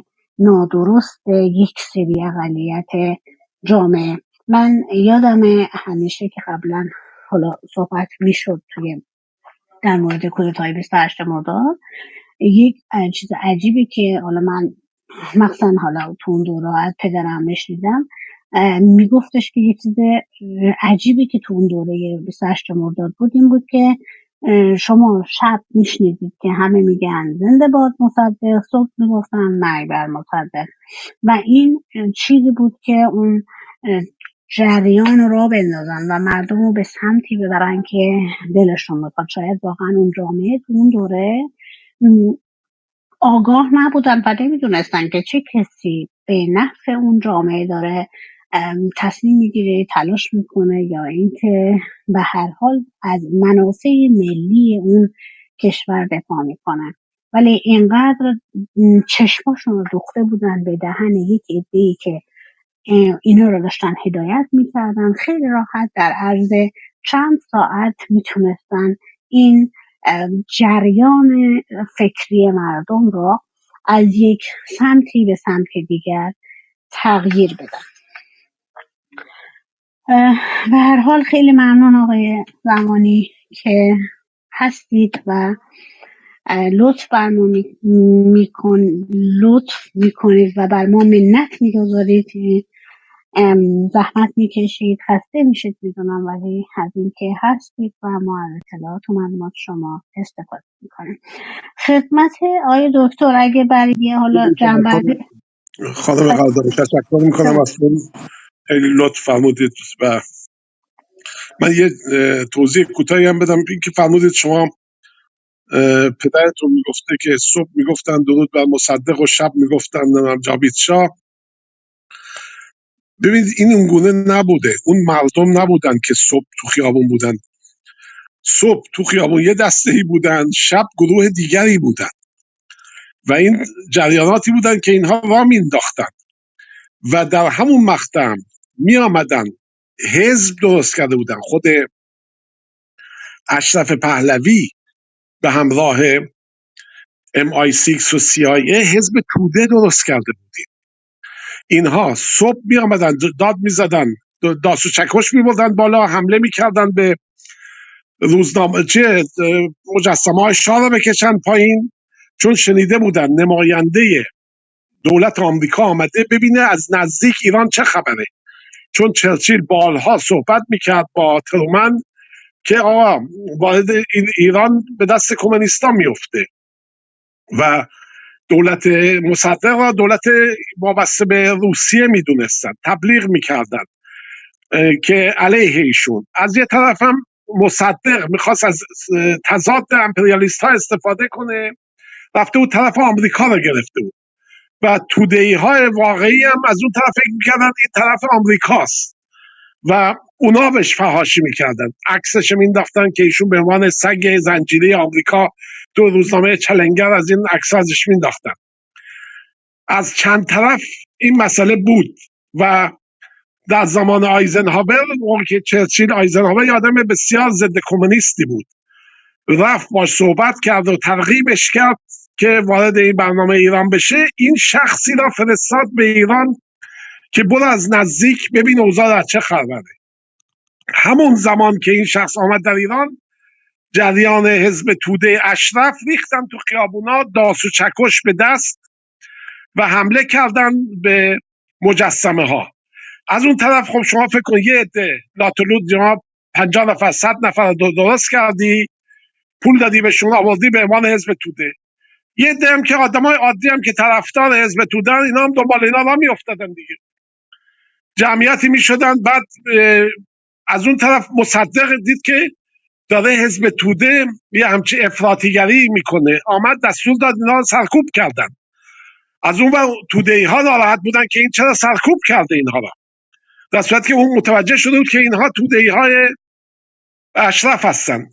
بعد اینها اون افرادی بودن که صبح میگفتن جاوید شاه، شب میگفتن نمیدونم مرگ بر شاه، مرگ بر مصدق. صبح میگفتن درود بر مصدق، پرچم داس و چکش دستشون، میگفتن درود بر مصدق، مرگ بر نمیدونم شاه. و بعد حمله میکردن به مراکزی که وابسته به دربار و وابسته به ارتش و اینا بود. که نماینده آیزنهاور موقع که برگشت گفت آقا اینجا اگر ما دخالت نکنیم عنقریب است که تبدیل بشه به یکی از اقمار شوروی. این اون بود داستانی که ملت هنوز موندن که آقا جریان چیه، یا روز صبح داره داد میکنه و برادر چیز دیگه میگه. باز بخواهیم که دست نکنیم.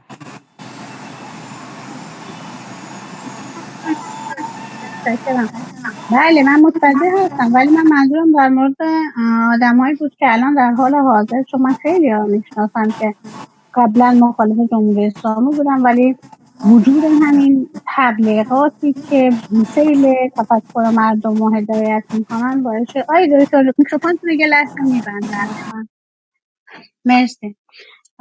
سیر تفکر مردم رو به سمتی بردن که به هر حال من خود خیلی از افراد رو میشناسمشون که افرادی هستن که مخالف جمهوری اسلامی بودن، ولی الان همینها طرفدار پهلوی شدن و طبق اون چیزی هم که حالا قبلش من صحبت کردم دنبال یه ناجی میگشتن انگار برای رهایی از این شرایط. اون ناجی را این پروپاگاندای قدرت‌های خارجی و حالا رسانه‌های خارجی این ناجی رو برای اینا معرفی کرده. اون امام زمانی که آخوند توی چاه جمکران گذاشته و یه سری حزب اللهی‌ها میرن اونجا که دنبال شفاعت یا حالا خوب شدن حتی بیماری هاشون متوسل میشن به اون چاهنامه میندازن. الان همونو توی عالم سیاست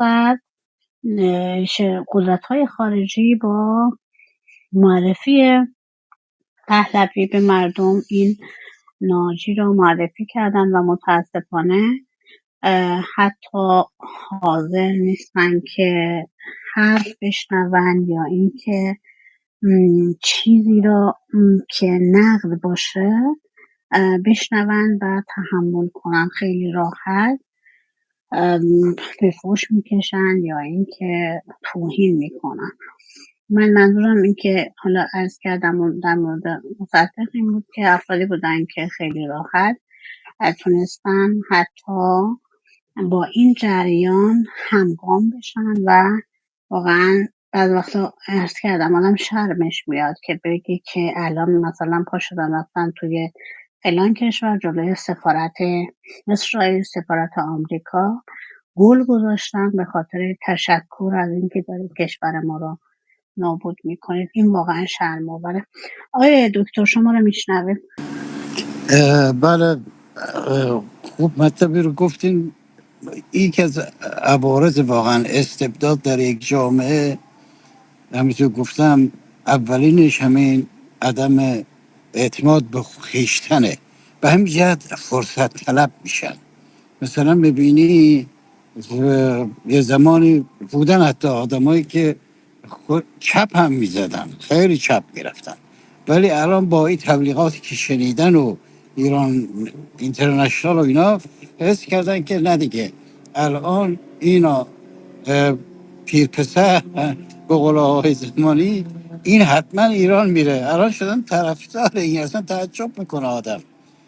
خب این واقعا یکی از همین بیماری های طولانی استبداده که هی رنگ عوض میکنن و متاسفانه در یک کشوری که سالهای سال استبداد بوده خیلی ریشه عمیق داره.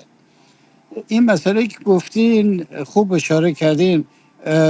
آبراهیمیان خیلی قشنگ، شاید بهترین کتابی که درباره کودتای سیاه نوشته اینه. اونجا به این مسئله اشاره کرده، این اشتباهی که ایرانیان میکنن، میگن درو هستیم و فلان و هستم.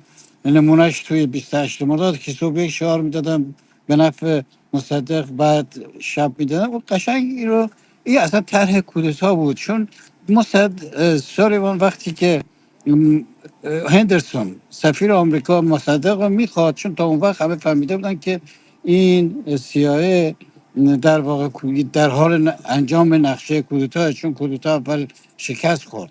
بعد آمده تو خیابان و برالای امریکا هم خیلی شعار میدادن. بعد یا اینا رو خواست گفت که بهتره که اینا رو بگیم برن خونه.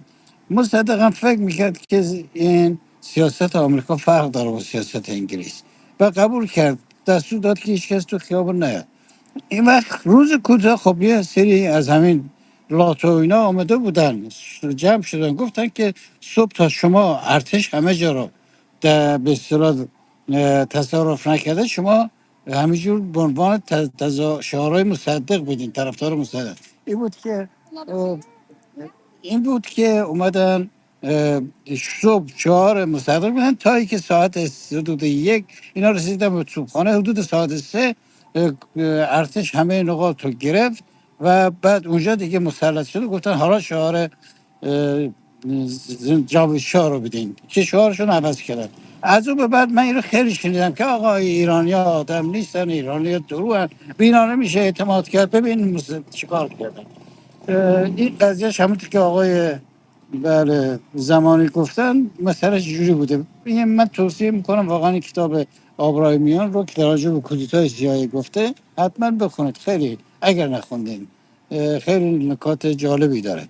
خیلی متشکرم، مرسی. من بیشتر از این پرحرفی نمی‌کنم. ممنون دکتر، خیلی لطف کردین.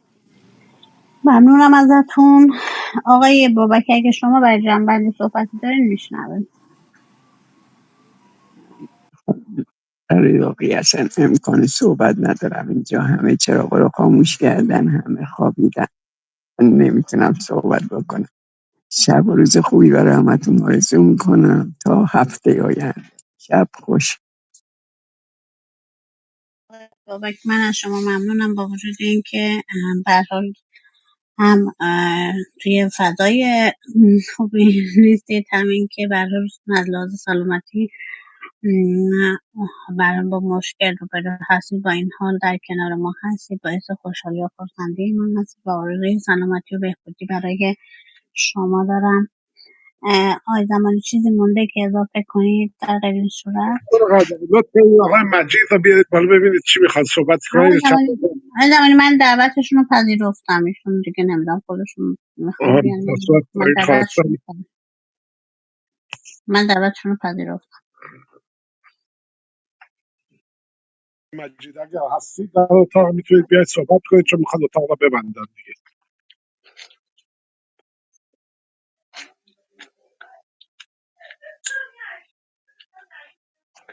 البته آقای زمانی من به خاطر اینکه من پرسیدم که بدم رو چی میخواید صحبت کنید، چون تا رسیدن میخواستم صحبت کنم. من میخواستم ببینم حالا تا آدم یه جای وارد میشه به هر حال هیچ یعنی حرفی نداره، چون معمولا انسان گوش بده ببینه چه خبره بعد صحبت بکنید. دقیقا چون رسیدن دستشون رو بالا بردن، برای همین من این سوالو کردم که در مورد چی میخوان صحبت کنم، بگه نگه نشسته بودن اینجا گوش میکردن. بعد حالا با این حال من پذیرفتم البته دعوت ایشونو، یعنی ایشون درخواست کردم، من اکسپت کردم، ولی برای من جالب بود که اتفاقا ببینم که همین الان رسیدن. خب در مورد تایتل میخوان صحبت بکنن یا اینکه برای سوالی هست که یا چیزی شنیدن که میخوان صحبت کنن. در هر حال چون دعوت رو من پذیرفتم ولی تشریف نیاوردن بالا که صحبت بکنن.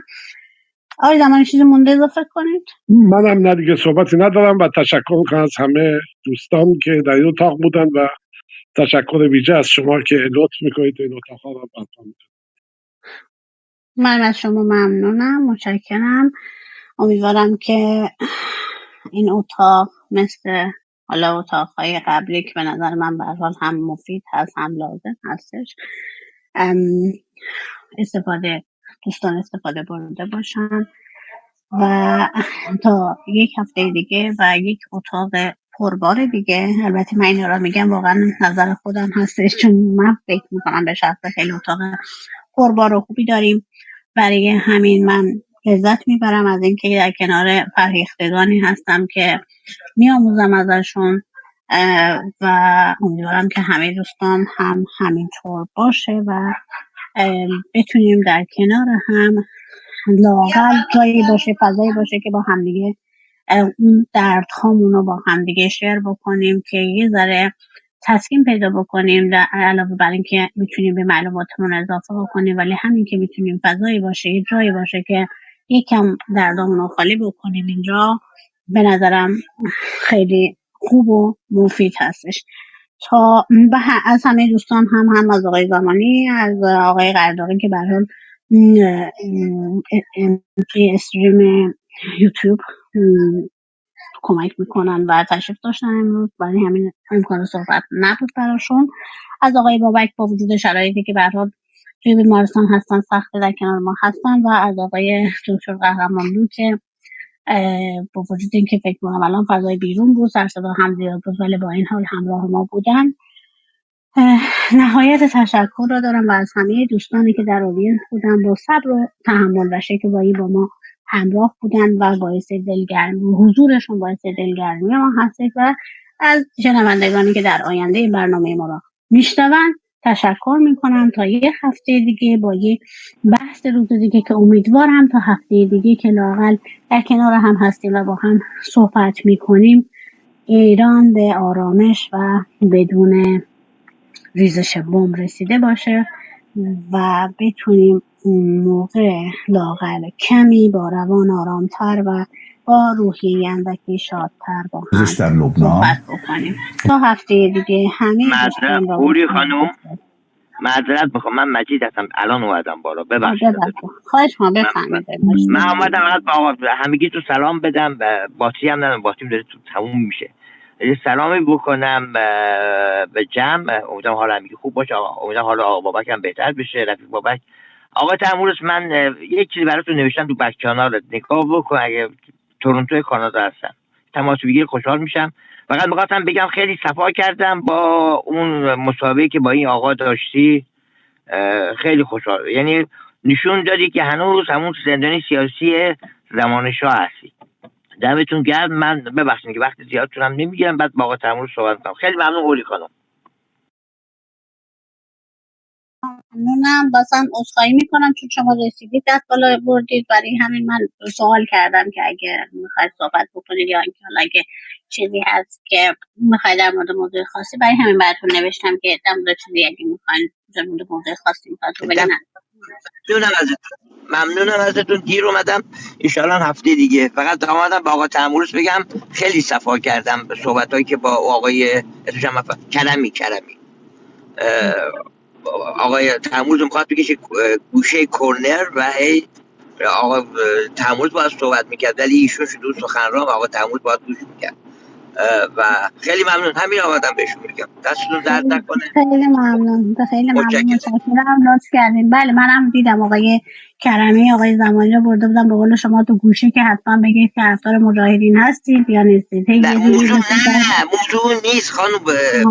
من طرفدار هم مجاهدین هم چریکای فدایی خلق اون زمان هستم، هنوزم هستم، افتخارم میکنم. نه من مشکلی با شما ندارم. من سوال آقای کرمی بود که یه جوری آقای زمانی رو تو بازجویی گذاشته بود که مثلا آره تو بازجویی گذاشته بود که باید بزنی اینا رو. بچه ها مونده بودم و بالاخره آقا تامورس چی میگن، تنش به تن زمانشاه خورده تو زندان. بی بچه ها دیده اینا چه آدمایی هستن. من خودم چریکا بالاخره هر جا میرم از چریکای فدایی خلق دفاع میکنم، با افتخارم دفاع میکنم از اون زمان شاه. افتخار بزرگی برم. همین آدم برای خندم گرفت بود یا آقا کرمی آقا تموت گوشه کورنر. همین هم خواستم بگم. ممنونم که برنامه من گوش کردید. ایشالله هفته دیگه آقا تموت اگه تو تماس با من بگی ممنون میشم. قربان شما، لطف کردید. خیلی ممنون، متشکرم. خیلی ممنون، متشکرم. ممنون از حضور شما. به هر حال آقای زمانی یاران شما دارن زیاد میشن دیگه، حواستون باشه، مسئولیتتون در قبال دوستان داره زیاد میشه. ممنون از اینکه با ما بودید. تا هفته دیگه همه شما را به خیرت میسپارم و من یه آهنگ میذارم که اتاق ببندم. باشه.